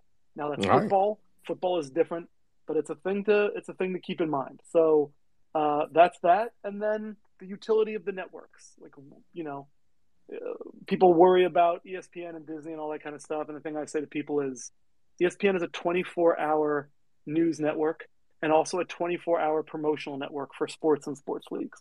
And so I think that regardless of where they break down in the hierarchy of Amazon, Apple, Turner, whatever, NBC, legacy networks, having something on all the time talking about sports has also always been a powerful motivator for leagues. Yep, I agree. So there you go, ladies and gentlemen. Like, what I'm saying, I think we're on the verge of another network war, except this time it'll be networks combined fighting against streamers. And to me, that just screams one thing: there is no better time than now to have your voice heard. If you wanna start sending emails to what you want to see on the likes of ESPN, on the likes of Amazon, on the likes of Netflix, now's the time before this network deal gets this bottled up, because the league is doing it. They created the Launchpad program last year. It's in year 2. It's something that you should look into if you're a creator. It's not going to be easy to get in, but like what's going to happen is we're changing. Our mediums are changing, and Spaces is a great, real-time example. I appreciate it, Nick. Probably talk to you sometime later this week or next week, man. As always, I appreciate you, man.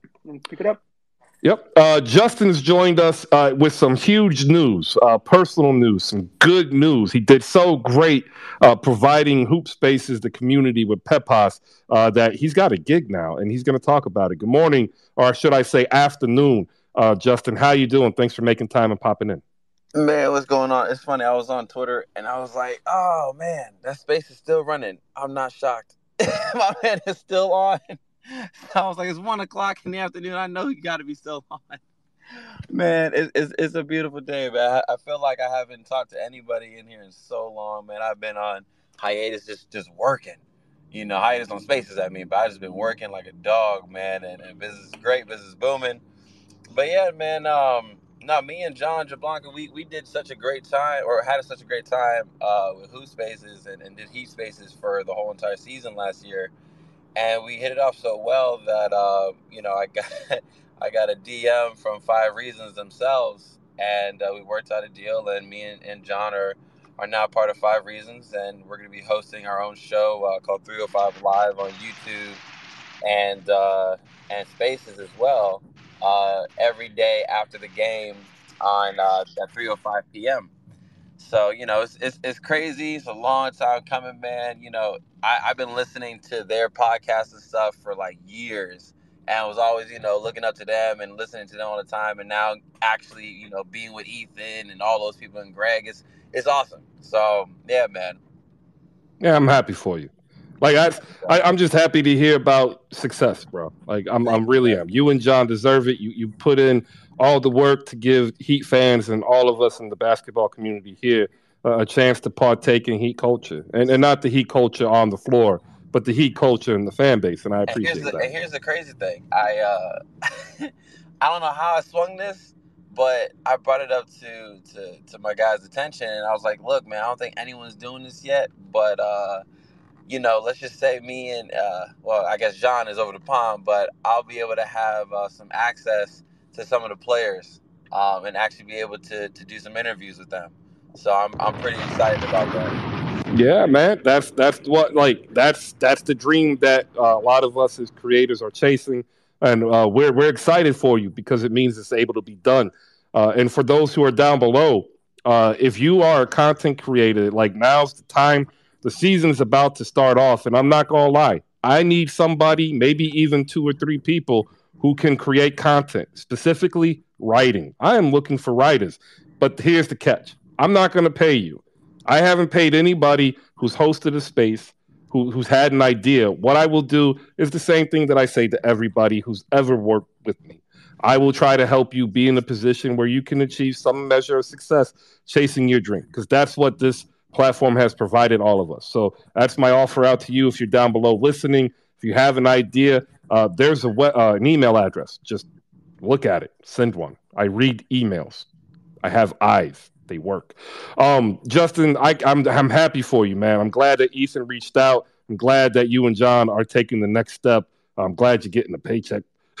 I'm glad you're getting player access. Hey, man, this is great. You know what I mean? But there's one thing. I didn't even need it. I was just, you know, having fun. You know what I mean? But now that this is actually like officially official, I'm like, yo, let's get to work. And it's just exciting, man. Like, people don't understand when you follow your team for like such a long time, like I was, for like a minute, and it's like you're always listening to podcasts and listening to others talk, but you always felt like you can like say something too, but you just didn't know when you can like get into that.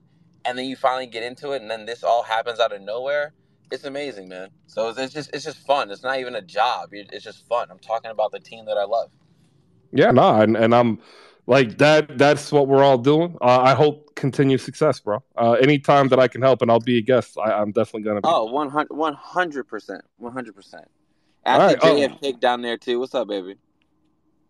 Let's see. I see Micah's got his hand raised for something. I was trying to get ready to close out, Micah. I'm gonna give you 10 seconds so you can get what you need to say out. I don't want you to feel bad. Go ahead, Micah. What's up? How you doing? Oh man, I'm good. Like I don't know what's going on. I guess you're just talking about updates. Like I keep on. Oh no! I actually moved you down. Oh, all right. I'm 9 minutes over, bro. I'm trying to go. Oh yeah, I hear you. So Okay, so since you're trying to go, can I throw in a closing thought real quick? Yeah, go ahead, Micah. So, I was just gonna kind of plug out. I am co-hosting a space. It'll be on Tuesdays. It's Mavolution, and if you're a Mavs fan, come check it out. As well as the one right after it on Wednesday, 77 Spaces. And all right, there you go. Cool. Appreciate we will work on your elevator pitch. I promise. I got you. Right on. All right. All right, ladies and gentlemen, that's it. That's all I got. I'm gonna hit the button. We do have a show tonight. It's tonight. Look up top. 77 Spaces. The best damn Mavs content on Twitter Spaces, purely for the love of the game. Returns for another mini Q&A before the season starts. And look, you need to hop in here. You're going to be able to talk to Iztok Frank, and if you haven't known who he is, dude's been covering Luka for like a decade. If you want the story about Luka, you go to this show tonight with Rolo and Jose and Jazz. The Portland Trailblazers are in trouble. I'm sorry, kid. I tried to wait all show. I was like, they just didn't have Dame. Nah, man. They're in trouble. Josh Hart, about to be the leading rebounder for the Portland Trailblazers. Peace out. See you tomorrow at 10 a.m.